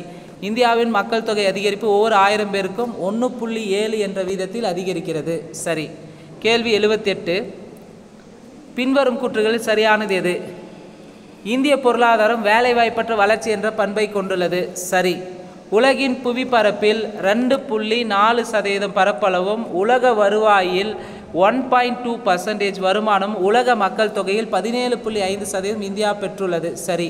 இப்போ அட் ப்ரெசண்ட்டில் இந்தியா வந்து மக்கள் தொகையில் 146 கோடிக்கு மேலே தாண்டி முதலிடத்தில் இருக்காங்க. கேரளா மிக அதிக பிறப்பு விகிதத்தையும் உத்தரப்பிரதேசம் குறைந்த பிறப்பு விகிதத்தையும் கொண்டுள்ளதா? கிடையாது. இங்கே வந்து தவறு, 3வது குற்று தவறு. அதிக பிறப்பு விகிதம் வந்து பார்த்தீங்கன்னா உத்தரப்பிரதேசமும் குறைந்த பிறப்பு விகிதம் கேரளாவும் இருக்கும். அப்படியே மாறி இருக்கு. பிமாறு மாநிலங்கள் வந்து பார்த்திங்கன்னா பிமாறு மாநிலங்கள் பீகார், மகாராஷ்டிரா, அடுத்து வந்து ஒரு ராஜஸ்தான், உத்தரப்பிரதேசம்னு வந்திருக்கு. இங்கே உத்தரகாண்ட் இருக்குது. பீகார், மத்திய பிரதேசம், ராஜஸ்தான், உத்தரகாண்ட் வருமானம் உத்தரகாண்ட் வராது, உத்தரப்பிரதேசம் வந்திருக்கும். அப்போ இங்கே 4வது வந்து தவறாக இருக்குது. அப்போ சரியானது 1, 2 சரியாக இருக்குது. மிக குறைவான மக்கள் தொகை. சரி. இங்கே லாஸ்ட்டாக வந்து பார்த்திங்கன்னா 78க்கு பிமாறு மாநிலங்களில் தவறுன்னு சொல்லியிருந்தேன். அதில் வந்து பார்த்திங்கன்னா பிமாறு BIMARU பிமார்னு 11th எக்கனாமிக்ஸ் இந்த 75 ஸ்டார்ட் ஆகும், 76வது கேள்வியிலேருந்து. ஸோ பிமாரை பொறுத்தவரையும் பீகார், MA வந்து மத்திய பிரதேசம், R பார் ராஜஸ்தான், U பார் உத்தரகாண்ட் வருமானம் உத்தரகாண்ட் கிடையாது, உத்தரப்பிரதேசம் UP தான் வரும். அப்போ இங்கே சரியானது 1, 2 சரி. கேள்வி 79. பெரும்பிரிவினை ஆண்டு. பெரும்பிரிவினை ஆண்டு 1921. சிறுபிளவு ஆண்டு 1951. மக்கள் தொகை வெடிப்பு ஆண்டு 1961. மக்கள் தொகை மாறுதல் ஆண்டு 2011. பெரும்பிரிவினை ஆண்டு 1921, சிறு பிளவு ஆண்டு 1951, மக்கள் தொகை வெடிப்பு ஆண்டு 1961, மக்கள் தொகை மாறுதல் ஆண்டு 2011. சரியான விடை ஆப்ஷன் பாம்பே. கேள்வி 80. பொருந்தாத இணை எதுன்னு கேட்டிருக்காங்க. மிக குறைந்த இறப்பு விகிதம் கொண்ட மாநிலம். மிக குறைந்த இறப்பு விகிதம் வந்து வெஸ்ட் பெங்கால். சரி. அதிக இறப்பு விகிதம் கொண்ட மாநிலம் ஒரிசா. சரி. அதிக மக்கள் தொகை அடர்த்தியுள்ள மாநிலம் பீகார். சரி. மிக குறைவான மக்கள் தொகை அடர்த்தி இருக்கிறது எதுன்னு பார்த்தீங்கன்னா அருணாச்சல பிரதேசம். மிசோரம் கிடையாது. 17 பேர் தான் இருப்பாங்க ஒரு சதுர கிலோமீட்டருக்கு. மிக குறைவான மக்கள் தொகை அடர்த்தி உள்ள மாநிலம் அருணாச்சல பிரதேசம். கேள்வி 81. 2011 இந்தியாவின் மக்கள் தொகை அடர்த்தி எவ்வளவு? 2011 இந்தியாவின் மக்கள் தொகை அடர்த்தி வந்து பார்த்திங்கன்னா ஒரு சதுர கிலோமீட்டர் 382 பேர் வசிக்கிறாங்க. கேள்வி 82. தவறான இணையை தேர்வு செய்க. 1951 இந்தியாவின் வாழ்நாள் எதிர்பார்ப்பு 32.1 வயசு. சரி. 1991 இந்தியாவின் வாழ்நாள் எதிர்பார்ப்பு 58.7 ஏஜ். சரி. 2001 இந்தியாவின் வாழ்நாள் எதிர்பார்ப்பு 62.5. சரி. 2011 இந்தியாவின் வாழ்நாள் எதிர்பார்ப்பு 2011 இந்தியாவின் வாழ்நாள் எதிர்பார்ப்பு 63. 2011 இந்தியாவின் வாழ்நாள் எதிர்பார்ப்பு 63.5 வரும். 64 கிடையாது. 63.5 ஏஜ் தான் 2011 இந்தியாவின் வாழ்நாள் எதிர்பார்ப்பாக இருக்குது. அங்கே தவறானது ஆப்ஷன் டெல்லி. கேள்வி 83. 2011 ஆண்டு மக்கள் தொகை கணக்கெடுப்பின்படி இந்தியாவில் அதிக எழுத்தறிவு விகிதம் பெற்ற மாநிலம். 2011 ஆண்டு மக்கள் தொகை கணக்கெடுப்பின்படி இந்தியாவில் அதிக எழுத்தறிவு பெற்ற விகித மாநிலம் கேரளா. கேள்வி 84. உலக அளவில் இந்தியா நிலப்பரப்பில் எத்தனாவது இடத்தை பெற்றுள்ளது? உலக அளவில் இந்தியா நிலப்பரப்பில் 7வது இடத்தை பிடித்துள்ளது. கேள்வி 85. இந்தியாவில் ஏமடைட் இரும்பு தாது எவ்வளோ உள்ளது? இந்தியாவில் ஏமடைட் இரும்பு தாது 14,630 மில்லியன் டன் இருக்குது. இந்தியாவில் ஏமடைட் இரும்பு தாது 14,630 மில்லியன் டன் இருக்குது. கேள்வி 86. நிலக்கரி உற்பத்தியில் உலக அளவில் இந்தியா வைக்கும் இடம்? நிலக்கரி உற்பத்தியில் இந்தியா உலக அளவில் வைக்கும் இடம் 3. கேள்வி 87. பின்வரும் எந்த விபாரத்தில் 60% பங்குடன் இந்தியா முதலிடத்தை பிடித்துள்ளது? மைக்காத்தாள் உற்பத்தியில் இந்தியா 60% பங்கோடு ஃபர்ஸ்ட் பிளேஸில் இருக்குது. கேள்வி 88. ராம்கிரி தங்கவயல் சுரங்கம் எங்கு அமைந்துள்ளது? ராம்கிரி தங்கவயல் சுரங்கம் ஆந்திராவில் அமைந்துள்ளது. கேள்வி 89. இந்தியாவின் மொத்த இருப்பு பாதை நீளம் எவ்வளவு? இந்தியாவினுடைய மொத்த இருப்பு பாதை நீளம் 63,000 கிலோமீட்டர். கேள்வி 90. இந்திய ரயில்வே முதல் வைஃபை வசதியை எங்கு தொடங்கியது? இந்தியன் ரயில்வே ஃபர்ஸ்ட் வைஃபை வசதியை பெங்களூரில் தொடங்கியிருப்பாங்க. கேள்வி 91. தேசிய துறைமுக வாரியம் உருவாக்கப்பட்ட ஆண்டு? தேசிய துறைமுக வாரியம் உருவாக்கப்பட்ட ஆண்டு 1950. கேள்வி 92. இந்திய கல்வி முறை அடிப்படையில் எத்தனை நிலைகளை கொண்டுள்ளது? இந்திய கல்வி முறை இதுவும் ஆல்ரெடி டிஎன்பிசியில் கேட்டிருக்காங்க. அடிப்படை கல்வி முறை 6 நிலைகளை கொண்டுள்ளது.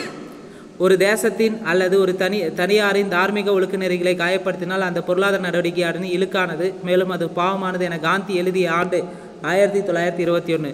ஒரு தேசத்தின் அல்லது ஒரு தனியாரின் தார்மீக ஒழுக்க நெறிகளை காயப்படுத்தினால் அந்த பொருளாதார நடவடிக்கை இழுக்கானது, மேலும் அது பாவமானது என காந்தி எழுதிய ஆண்டு 1921. தார்மீக மதிப்புகளை பொருந்தலும் பொருளாதாரம் உண்மையற்றது என காந்தி கூறிய ஆண்டு 1924. தார்மீக மதிப்புகளை பொருந்தலும் பொருளாதாரம் உண்மையற்றது என்று காந்தி கூறிய ஆண்டு 1924. கேள்வி 95. தவறான இணை எது? மக்களாட்சி முறையை உறுதியாக நம்பியவர் நேதாஜி சுபாஷ் சந்திர போஸா? மக்களாட்சி முறையை உறுதியாக நம்பியவர் நேதாஜி சுபாஷ் சந்திர போஸ் கிடையாது, தவறு. நேரு ஃபாலோ பண்ணியிருப்பார். மக்களாட்சி முறையை உறுதியாக நம்பியிருப்பார் ஜவஹர்லால் நேரு. உண்மையான இந்தியா வாழ்வது நகரங்களிலோ அல்லது நகரங்களிலோ புறநகரங்கள் இல்லை, கிராமங்களில் தான் என்று காந்தி கூறினார். சரி. திட்டமிடுதலின் சாரம் என்பது மனித சக்தி வளங்கள் பணம் இவற்றை சிறந்த வழியில் பயன்படுத்துவதை குறிக்கும் என்றார் ஜவஹர்லால் நேரு. சரி. ரூபாயின் பிரச்சனை என்ற ஆய்வறிக்கை 1923 அம்பேத்கர் வெளியிட்டார். சரி. கேள்வி 96. ஜே.சி. குமரப்பா பற்றிய கூற்றுகளில் தவறானது எது? இவர் அனைத்து இந்திய கிராம தொழில் கழகத்தை 1945 தோற்றுவித்தாரா? கிடையாது. ஜே.சி. குமரப்பா பற்றிய கூற்றுகளில் சரியானது காந்திய பொருளாதாரம் என்ற கருத்தை உருவாக்கியிருப்பார். நிலைத்த பொருளாதாரம் இயேசுவின் வழிமுறைகள் 1945லும் கிறித்துவம் அதன் பொருளாதாரம் வாழ்க்கை முறை 1952 ஆகிய 2 புத்தகங்களை எழுதியிருப்பார். யார்? ஜே.சி. குமரப்பா. ஜே.சி. குமரப்பா எழுதிய நூல்கள்னால் 2 இருக்குது. 1945 2 நூல் எழுதியிருப்பார். நிலைத்த பொருளாதாரம் இயேசுவின் வழிமுறைகள் 1945, கிறித்துவம் அதன் பொருளாதாரம் வாழ்க்கை முறை 1945 எழுதிட்டார். குமரப்பாவை பச்சை காந்தி என்று ராமச்சந்திர குகா அழைச்சிருப்பார். சரி. அப்போ இங்கே தவறானது ஆப்ஷன் பாம்பே தான் தவறு. ஸோ இங்கே ஜே.சி. குமரப்பா பற்றிய கூற்றுகள் தவறு என்னென்னா ஆண்டு தவறாக தந்திருக்காங்க. அனைத்து இந்திய கிராம தொழில் கழகத்தை தோற்றுவித்தவர் ஜே.சி. குமரப்பா தான். எப்போ தொடங்கியிருப்பார்னா 1935 தோற்றுவித்தார். ஜே.சி. குமரப்பா அனைத்து இந்திய கிராம தொழில் கழகத்தை 1935 தோற்றுவிச்சிருப்பார். கேள்வி 97. சுதந்திரத்திற்கு முன்னும் பின்னும் இந்தியாவின் தலைச்சிறந்த பொருளியல் அறிஞர்களான டி.ஆர். காட்கில், சி.என். வக்கீல், வி.கே.ஆர்.வி. ராவ் ஆகியோரை குறிப்பிடலாம் என்று கூறியவர் யார்? பி.ஆர். பிரமானந்தா. சுதந்திரத்துக்கு முன்னும் பின்னும் இந்தியாவின் தலைச்சிறந்த பொருளியல் அறிஞர்களான டி.ஆர். காட்கில், சி.என். வக்கீல், வி.கே.ஆர்.வி. ராவ் ஆகியோரை குறிப்பிடலாம் என்று கூறிய பி.ஆர். பிரேமானந்தா. கேள்வி 98. பின்வரும் கூற்றுகள் சரியானது எது? சரியானது ஆப்ஷன் டெல்லி தான் சரி. வி.கே.ஆர்.வி. ராவ் முன்னேற்றமடையாத நாடுகளின் முதலீடு, வருமானம், பெருக்கி ஆகியவற்றுக்கிடையான தொடர்பு என்ற நூலை 1952 எழுதியிருப்பார். வி.கே.ஆர்.வி. ராவ் முன்னேற்றமடையாத நாடுகளின் முதலீடு, வருமானம், பெருக்கி ஆகியவற்றுக்கிடையான தொடர்பு என்ற நூலை 1952 தான் எழுதியிருப்பார். ஸோ டி ஆப்ஷன் சரியாக இருக்குது. மற்ற 3 ஆப்ஷனும் தவறு. என்னன்றதை பார்க்கலாம். ஸோ 98 3 ஆப்ஷனும் முதல் 3 ஆப்ஷனும் தவறாக இருக்குது. என்னன்றதை பார்க்கலாம். கீன்ஸின் மாணவர்கள் சிறந்தவர் சி.என். வக்கீல் ஆனால் கிடையாது. வி.கே.ஆர்.வி. ராவ். முழு வேலைவாய்ப்பும் பொருளாதார முன்னேற்றமும் என்ற ஆய்வு கட்டுரை அம்பேத்கர் எழுதினார்னா கிடையாது. வி.கே.ஆர்.வி. ராவ் தான் எழுதியிருப்பார். அவருடைய நூல்கள் இந்த கட்டுரை மிகச்சிறந்த கட்டுரையாக தேர்ந்தெடுத்திருப்பாங்க, சொல்லியிருப்பாங்க. வி.கே.ஆர்.வி. ராவ் இந்திய பொருளியல் வாழ்வில் என்ன தவறு என்ற நூலை 1938 எழுதியிருப்பார். 1938 எழுதியிருப்பார். கேள்வி 99. பொருந்தாதது எதுன்னு கேட்டிருக்காங்க. பொருளாதார பள்ளி எங்கே இருக்குது? டெல்லியில் இருக்குது. பொருளாதார வளர்ச்சி கழகம் மும்பை ஆனால் மும்பை கிடையாது, தவறு. பொருளாதார வளர்ச்சி கழகமும் டெல்லியில் தான் தொடங்கியிருப்பார். சமூக பொருளாதார மாற்றத்திற்கான கழகம் பெங்களூரு. பொருளாதார பள்ளி, பொருளாதார வளர்ச்சி கழகம் ரெண்டும் வந்து பெங்களூரில் தான், டெல்லி தான் தொடங்கியிருப்பார். சமூக மாற்றத்திற்கான கழகம் பெங்களூர். இதை மூணுத்தையும் தொடங்குது யாருன்னா VKRV ராவ். VKRV ராவ் தொடங்கிய நிறுவனங்கள்னு பார்த்தீங்கன்னா பொருளாதார பள்ளி டெல்லி, பொருளாதார வளர்ச்சி கழகம் டெல்லி, சமூக பொருளாதார மாற்றத்திற்கான கழகம் பெங்களூரு. இதே தேசிய இயற்பியல் ஆய்வகம் எங்கே இருக்குன்னா டெல்லியில் தான் இருக்குது. கேள்வி 100. பின்வரும் கூற்றுகளில் சரியானது எது? 1. வறுமை மற்றும் பஞ்சம், உரிமம் மற்றும் இழப்பு பற்றிய சென்னின் ஒரு கட்டுரை 1981 சிறந்ததாக இருக்கிறது. அதாவது வறுமை மற்றும் பஞ்சம், உரிமை மற்றும் இழப்பு என்ற பற்றிய அமர்த்தியா சென்னின் ஒரு கட்டுரை 1981 சிறந்ததாக இருக்குது. சரி. தொழில்நுட்ப தெரிவு என்ற புத்தகத்தை எழுதியது VKRV ராவா? தப்பு. குமரப்பா உப்பு சத்தியாகிரகத்தின் போது நியூ இந்தியா என்ற பத்திரிகையில் பணியாற்றிக் கொண்டே அகமதாபாத்தில் உள்ள குஜராத் வித்யாபீடத்தில் பொருளாதார பேராசிரியர் பணியாற்றி வந்தாரா? தவறு. அம்பேத்கர் 1918 தான் வந்திருக்கணும், இங்கே 19ன்னு இருக்குது. 1918 இந்தியாவில் குறைந்த நிலவுடைமை மற்றும் தீர்வுகள் என்ற கட்டுரை எழுதியிருப்பார், இங்கே 19ன்னு இருக்குது. அப்போ 4வது குற்று தவறு. அப்போ சரியானது 1 மட்டுமே சரி. ஸோ இங்கே தவறானது பார்த்தீங்கன்னா 1 மட்டும் சரியாக இருக்குது, 2, 3, 4 தவறு.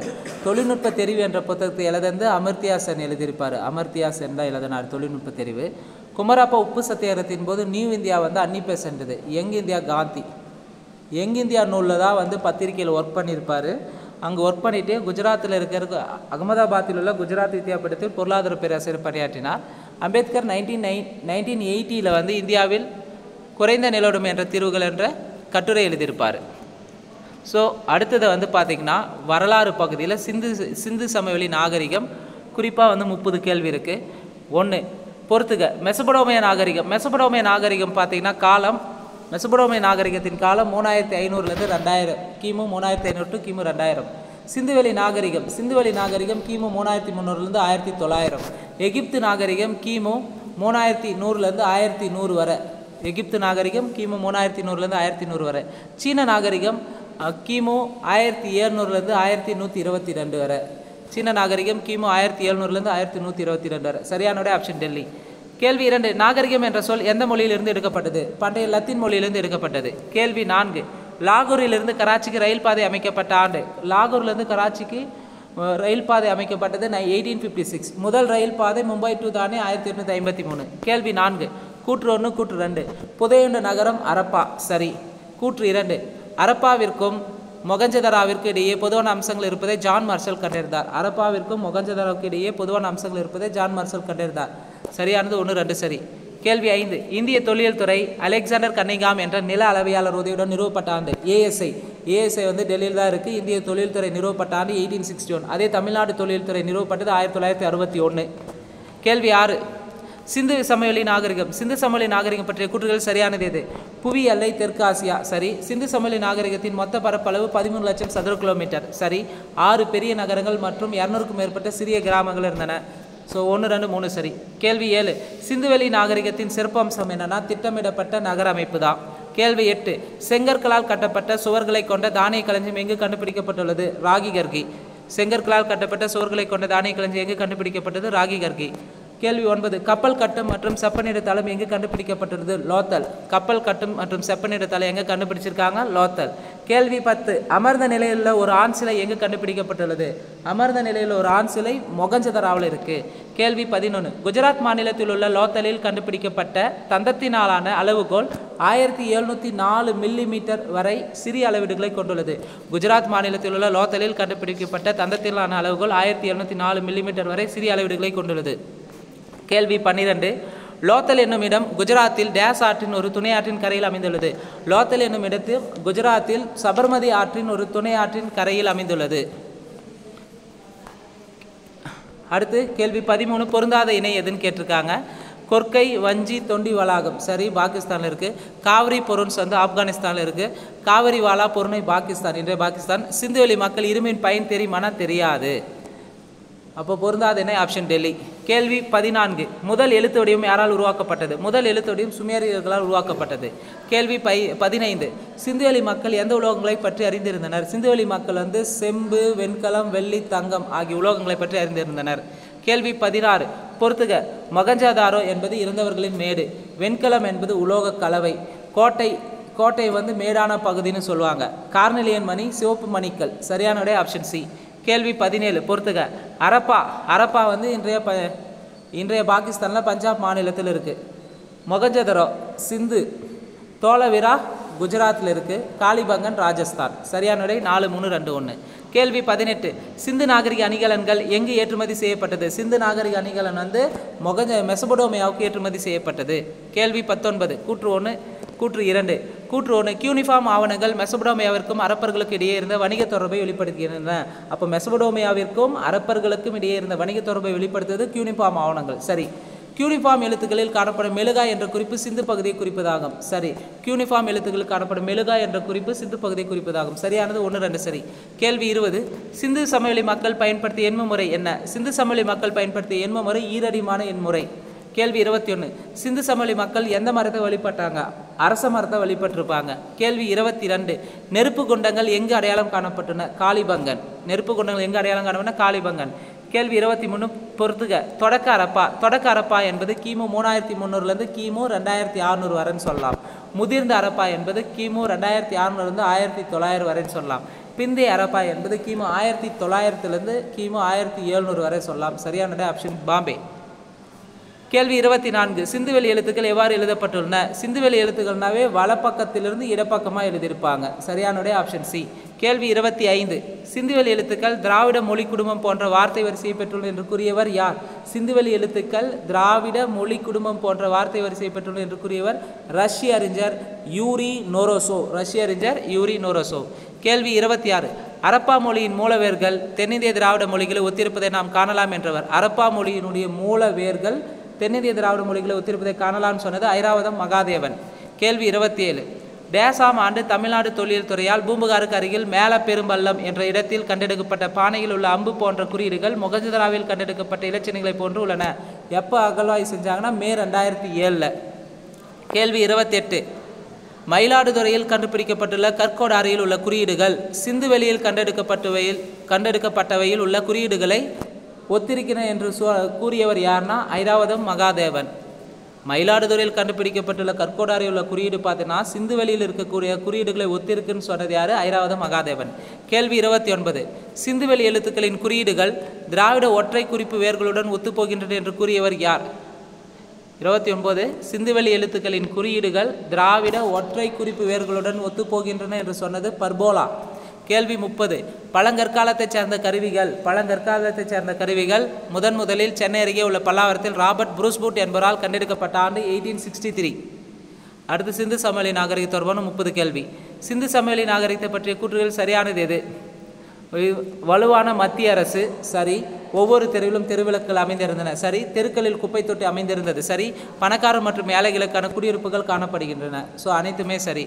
தோலவிரா என்பது பழமையான டேஸ் நகரம். தோலவிரா என்பது பழமையான அரப்பன் நகரம். கேள்வி 3 கூற்று காரணம். கூற்று சிந்து வியாபாரிகள் மெசடோமியால் தங்கினர் சரி. காரணம் பருத்தியை தங்களுடன் கொண்டு சென்றனர். கூற்று காரணம் இரண்டுமே சரி. கேள்வி 4 கீழ்கண்டவற்றுள் சிந்து மக்களை பற்றிய தவறான கூற்றுகள் எது எவை? சிந்துவெளி மக்கள் மரம் மற்றும் விலங்குகளை கடவுளாக வழிபட்டனர் சரி. சிந்துவெளி மக்களின் முக்கிய கடவுள் கிருஷ்ணரா? கிடையாது. சிந்துவெளி மக்கள் நெருப்பு மற்றும் நீரை கடவுளாக வழிபட்டாங்க சரி. சிந்துவெளி மக்களின் முக்கிய கடவுள் பெண் தெய்வங்களாக இருந்தது. சக்தி கடவுளை வணங்கியிருப்பாங்க யார்? சிந்துவெளி மக்கள். அப்போ இங்கே தவறானது 2 மட்டும் தவறு. கேள்வி 5 சிந்து சமவெளி கட்டடக்கலை குறித்த சரியான கூற்று எது? இதில் வந்து சரியானது 4 மட்டும் தவறானதாக இருக்கும். மற்றது எல்லாமே சரியாக இருக்கும். மொகஞ்சதாராவில் கட்டமைப்பில் 7 நிலைகள் காணப்படுகின்றன சரி. மொகஞ்சதாரா கட்டிடம் அடித்தளம் சிறிய மாறுதல் காணப்படுகிறது சரி. சிந்து சமவெளி முத்திரைகள் அதன் காலத்தில் மாற்றப்படவில்லை சரி. சிந்து சமவெளி நாகரிகத்தால் அரப்பா மற்றும் மொகஞ்சதாரா கல் கட்டடங்கள் காண கிடைக்கின்றனன்றது தவறு. இங்கே முதல் 3 மட்டும் சரி. ஆப்ஷன் மாறி இருக்கும். 4 தவறு. கேள்வி 6 பின்வருவனற்றுள் சிந்து சமவெளி நாகரிகத்தின் துறைமுக நகரம் எது? பின்வருவனற்றுள் சிந்து சமவெளி நாகரிகத்தின் துறைமுக நகரம் எதுனா சிந்து சமவெளி நாகரிகத்தின் துறைமுக நகரம் லோத்தல். கேள்வி 7 பணியாளர் குடியிருப்பு கண்டெடுக்கப்பட்ட சிந்து சமவெளி நாகரிகத்தின் பெயர் என்ன? பணியாளர் குடியிருப்பு கண்டுபிடிக்கப்பட்ட சிந்து சமவெளி நகரம் எங்கே கண்டுபிடிச்சிருப்பாங்கன்னா அரப்பாவில் கண்டுபிடிச்சாங்க. கேள்வி 8 சிந்துவெளி வரி வடிவங்கள் பழந்தமிழோடு தொடர்புடையது என்று தெரிவித்தது யார்? சிந்துவெளி வரி வடிவங்கள் பழந்தமிழோடு தொடர்புடையதுன்னு சொன்னது ஐராவதம் மகாதேவன். கேள்வி 9 சிந்து நாகரிகத்தில் அகழ்வாராய்ச்சி செய்யப்பட்ட இடங்களின் சரியான காலவரிசை. ஃபஸ்ட்டு சிந்து நாகரிகம்னு பார்த்தீங்கன்னா ஃபஸ்ட்டு ஹரப்பா அகழ்வாய்வு செஞ்சாங்க, 2 மொகஞ்சதாரோ அகழ்வாய்வு செஞ்சாங்க, 3 சன்கிதாரோ, 4 லோத்தல். ஃபஸ்ட்டு ஹரப்பாவை தான் அகழ்வாய்வு செஞ்சுருப்பாங்க, 2 மொகஞ்சதாரோ, 3 சன்கிதாரோ, 4 லோத்தல். சரியான ஆப்ஷன் ஏ. கேள்வி 10. காளிபங்கன் எந்த ஆற்றங்கரையில் அமைந்துள்ளது? காளிபங்கன் இன்றைய ராஜஸ்தான் ஸ்டேட்டு. காளிபங்கன் வந்து காகர் ஆற்றங்கரையில் அமைந்துள்ளது. கேள்வி 11. தவறான குற்றை தெரிவு செய்க. தவறான குற்றில் 4 ஆப்ஷனில் டி ஆப்ஷன் தான் தவறு. கோட்டை அரணுடன் நகர கட்டமைப்பு திட்டம் தற்போது நடைமுறையில் இல்லதா? நடைமுறையில் கிடையாது. அதே தற்கால இந்தியாவில் சிந்து நாகரிக பொம்மை வண்டி மாதிரிகள் புழக்கத்தில் உள்ளன. சரி. சிந்து நாகரிக கால் சக்கர மட்பாண்டங்கள் தற்போதும் வடமேற்கு இந்தியாவில் புழக்கத்தில் உள்ளன. சரி. விலை உயர்ந்த கற்களிலிருந்து பாசிமணி தயாரிக்கும் சிந்து நாகரிக தொழில்நுட்பம் தற்போது நடைமுறையில் உள்ளது. சரி. கேள்வி 12. அரப்பன் எழுத்துக்கள் அகர வரிசைப்படி அல்ல, ஆனால் சித்திர வடிவியல் படி அமைந்துள்ளது என்பது யாருடைய கூற்று? அரப்பன் எழுத்துக்கள் அகர வரிசைப்படி அல்ல, ஆனால் சித்திர வடிவியல் படி அமைந்துள்ளதுன்னு சொன்னது ஆர்.எஸ். சர்மா கூற்று. கேள்வி 13. அரப்பன் மக்களை பற்றிய பின்வரும் கூற்றுகள் எது எவை உண்மை? அரப்பன்கள் பாலசை வழிபடுபவர்கள். சரி. அவர்கள் மனித உருவில் தெய்வங்களை வழிபட்டாங்க. சரி. அவர்கள் தங்கள் தெய்வங்களை கோயில்கள் வச்சாங்களா? சிந்து சமவெளி நாகரிகத்தில் தெய்வத்தெல்லாம் கோயிலில் வச்சு வழிபட்டுருக்க மாட்டாங்க. அப்போ 1, 2 மட்டும்தான் சரியாக இருக்குது. கேள்வி 14. யாருடைய வழிகாட்டுதலின்படி மொகஞ்சதாரோ மற்றும் ஹரப்பாவில் அகழாய்வு செய்யப்பட்டது? யாருடைய வழிகாட்டுதல்னா சர் ஜான் மார்ஷல் வழிகாட்டுதலின்படி தான் மொகஞ்சதாரோ மற்றும் ஹரப்பாவில் அகழ்வாராய்ச்சி செய்யப்பட்டது. சரி. கேள்வி 15. அரப்பன் நாகரிகத்தின் தடயங்களை முதலில் கண்டறிந்த அறிஞர்? அரப்பன் நாகரிகத்தின் தடயங்களை முதலில் கண்டறிந்த அறிஞர் அலெக்சாண்டர் கன்னிகாம். கேள்வி 16. கூற்று காரணம். கூற்று: சிந்து கங்கை சமவெளி பஞ்சாப் முதல் வங்காளம் வரை கிட்டத்தட்ட வட இந்தியா முழுவதும் உள்ளடக்கி இருந்தது. இப்பகுதியில் செழுமையும் வளமும் அங்கு வாழ்ந்த மக்களின் பன்முகத்தன்மைக்கு காரணமாயின. சரி. காரணம்: இந்த சமவெளி இந்தியாவில் உள்ள பெரிய பேரரசுகளின் அரசாட்சி இடமாக இருந்தது. சரி. அப்போ கூற்று மற்றும் காரணம் இரண்டும் சரி மற்றும் காரணமானது கூற்றிற்கான சரியான விளக்கம். கேள்வி 17. குஜராத் மொழியில் லோத்தல் என்பதில் உள்ள லோத் என்பதன் பொருள் என்னன்னா லோத்னா இறந்த என்று பொருள். கேள்வி 18. அரப்பா நாகரிகத்தில் பயன்படுத்தப்படாத உலோகம். அரப்பா நாகரிகனாவே தங்கம், செப்பு, தாமிரம், வெண்கலம் பயன்படுத்தியிருப்பாங்க, இரும்பு பயன்படுத்தியிருக்க மாட்டாங்க. கேள்வி 19. சிந்து சமவெளி நாகரிகம் தொடர்பானது கூற்றில் எது தவறான பொருத்தம்னு கேட்டிருக்காங்க. சங்கு நாகேஸ்வர், வைடூரியம் ஷார்டுகை. கார்னேலியன் மணி ஓமனில் வருமானா ஓமன் வராது. ஸ்டீரைட்டு ராஜஸ்தானில் வரும். அப்போ கார்னேலியன் மணி எங்கே இருந்தாலும் ஓமனுக்கு வருமானம் வராது. எங்கன்றதை கமெண்ட் பாக்ஸில் கமெண்ட் பண்ணுங்கள். இப்போ இங்கே தவறானது 3 மட்டும் தவறாக இருக்குது. கேள்வி 20. சிந்து நாகரிகத்தின் அமைவிடத்தையும் குடியிருப்புகளையும் பொறுத்துக. சிந்து நாகரிகத்தின் மேற்கில் வந்து சட்கா ஜண்டர், வடக்கில் வந்து ஷார்டுகை, தெற்கில் வந்து தைமதாபாத், கிழக்கில் வந்து ஆலம்கீர்பூர். சிந்து சமவெளி நாகரிகம்னு எடுத்துக்கினா கிழக்கு, மேற்கு, வடக்கு, தெற்குன்னு எடுத்துக்கினா கிழக்கில் ஆலம்கீர்பூர், கிழக்கு ஆலம்கீர்பூர். மேற்கில் வந்து பார்த்திங்கன்னா மேற்கில் வந்து சட்கா ஜண்டர், வடக்கில் வந்து ஷார்டுகை, தெற்கு தைமதாபாத். சரியான விடை 4, 3, 2, 1. கேள்வி 21. அரப்பா மக்களுக்கு முக்கியமான வாழ்வாதார வழிமுறையாக டேஸ் இருந்தது? வேளாண்மை இருந்தது. கேள்வி 22. சிந்து சமவெளி நாகரிகத்தின் வடக்கோர குடியிருப்பு வடக்கோரனாவே ஷார்டுகை தான். கேள்வி 23. பொருந்தாததை தேர்ந்தெடுக்கும். சிந்து சமவெளி மக்கள் இரும்பு மற்றும் குதிரையை அறிந்திருக்கவில்லை. சரி. சிந்து சமவெளி மக்கள் ஆபரணம் செய்ய சிவப்பு நிற மணிக்கற்களை பயன்படுத்தினர். சரி. பொதுவாக பட்டு ஆடைகளே சிந்து சமவெளி கலாச்சாரம் பயன்பாட்டில் இருந்ததுன்னா பட்டு ஆடை கிடையாது, பருத்தி ஆடை இருந்திருக்கும். அப்போ தவறானது பொருந்தாத ஆப்ஷன் சி. சிந்து சமவெளி ஆண் பெண் இருபாலரும் ஆபரணங்களை விரும்பி அணிந்திருந்தாங்க. சரி. கேள்வி 24. வரலாற்றுக்கு முந்தைய காலத்திலேயே மனிதனால் கண்டுபிடிக்கப்பட்ட முதல் உலோகம். வரலாற்றுக்கு முந்தைய காலத்திலே மனிதனால் கண்டுபிடிக்கப்பட்ட முதல் உலோகம் தாமிரம். சரி. 25. சிந்து சமவெளி நாகரிகத்தின் தளங்களை அதன் இருப்பிடத்துடன் சரியாக பொறுத்துக. அரப்பா எங்கே இருக்குன்னா இன்றைய பாகிஸ்தானில் பஞ்சாப் மாநிலத்தில் இருக்குது. மொகஞ்சதாரோ சிந்து. அரப்பா பஞ்சாப், மொகஞ்சதாரோ சிந்து, காளிபங்கன் ராஜஸ்தான், லோத்தல் குஜராத். சரியான ஆப்ஷன் பாம்பே. கேள்வி 26. அரப்பாவிற்கு முதல்ல 1826 வருகை தந்தவர் யார்? அரப்பாவிற்கு முதல்ல 1826 வருகை தந்தவர் சார்லஸ் மேசன். கேள்வி 27. சிந்து சமவெளி நாகரிகங்கள் அகழ்வாராய்ச்சிகளை பொறுத்து சொல்கிறாங்க. சன்குதாராவை அகழ்வாய்வு செய்தவர் என்.ஜி. மஜும்தார். சன்குதாராவை அகழ்வாய்வு செய்தவர் என்.ஜி. மஜும்தார். லோத்தலை அகழ்வு செய்தவர் எஸ்.ஆர். ராவ். லோத்தலை அகழ்வாய்வு செய்தவர் எஸ்.ஆர். ராவ். பனவாலை அகழ்வாய்வு செய்தவர் பிஸ்ட். பனவாலை அகழ்வாராய்வு செய்தவர் பிஸ்ட். மிட்டாதலை அகழ்வாய்வு செய்தவர் சூரஜ் பான். மிட்டாதாரை அகழ்வாய்வு செய்தவர் சூரஜ் பான். சரியான விடை 2, 3, 4, 1. கேள்வி 28 சிந்து சமவெளி நாகரிக மக்களின் முதன்மையான தொழில் எது? விவசாயம். கேள்வி 29 அரப்பா முத்திரையில் காணப்படும் முத்திரைகள்னாவே என்னென்ன இருக்குது? நீர் யானை, யானைகள், புலிகள், ஒட்டகம். அரப்பா முத்திரையில் நீர் யானை, யானை, புலி, ஒட்டகம் இவை 4மே உள்ளன. கேள்வி 30 த இந்தோ சமேரியன் சீல்ஸ் டிசிபியர்டு என்ற நூலின் ஆசிரியர். த இந்தோ சுமேரியன் சீல்ஸ் டிசிபியர்டு என்ற நூலின் ஆசிரியர் லாரன்ஸ் வால்டர். அடுத்து 30 கேள்வி சுதந்திர போராட்டத்தில் தமிழர்களின் பங்கு தொடர்பான கேள்வி. ஆங்கிலேயர்களுக்கு முதல் எதிர்ப்பு யாரால் ஏற்பட்டது? பூலித்தேவன். கேள்வி 2 பாளையக்காரர்கள் பற்றிய கூற்றுகளை கவனி. மேற்கண்ட கூற்றுகள் தவறானது எதுன்னு கேட்டிருக்காங்க. விஜயநகர ஆட்சியாளர்கள் தங்கள் மாகாணங்களில் நாயக்கர்களை நியமித்தனர். சரி. மதுரை நாயக்கர் பாளையக்காரரை நியமித்தார். சரி. 1529 விஸ்வநாத நாயக்கர் மதுரை நாயக்கனார். சரி. 1530 விஸ்வநாத நாயக்கர் அல்லது அமைச்சர் அரியநாதனுடன் கலந்து ஆலோசித்து பாளையக்கார் முறையை ஏற்படுத்தினார். அதன் மூலம் 72 நாடு 72 பாளையங்களாக பிரிக்கப்பட்டதுன்னு சொல்லியிருப்பாங்க. ஸோ எப்போ வந்து அமைச்சர் அரியநாதன் கலந்து ஆலோசிப்பார்னா 1530 ஆனால் 30 கிடையாது, 1529 கலந்து ஆலோசித்து 72 பாளையங்களாக பிரிச்சிருப்பாங்க. அப்போ தவறானது 4 மட்டும் தவறு. 1529 விஸ்வநாத நாயக்கர் அல்லது அமைச்சர் அரியநாதனுடன் கலந்து ஆலோசிச்சிருப்பார். இவர் பாளையக்கார முறையை ஏற்படுத்தியிருப்பாங்க. அதன் மூலம் 72 பாளையங்களாக பிரிச்சிருக்கப்பட்டது. கேள்வி 3 பாளையக்காரர்கள் தாங்கள் வசூலித்த வரிப்பணத்தில் டேஸ் பங்கினை மதுரை நாயக்கர்களுக்கு கொடுத்தனர். பாளையக்காரர்கள் தாங்கள் வசூலித்த வரிப்பணத்தில் 1/3 பங்கு தந்திருப்பாங்க. அடுத்த 1/3 பங்கினை இராணுவ செலவிற்கு கொடுத்துவிட்டு மீதியை பாளையக்காரர்கள் சொந்த செலவிற்கு வைத்து கொண்டனர். கேள்வி 4 தவறான இணை எது? கிழக்கு பாளையம் கட்டபொம்மன் தலைமையில் இருந்தது. சரி. மேற்கு பாளையம் பூலித்தேவன்.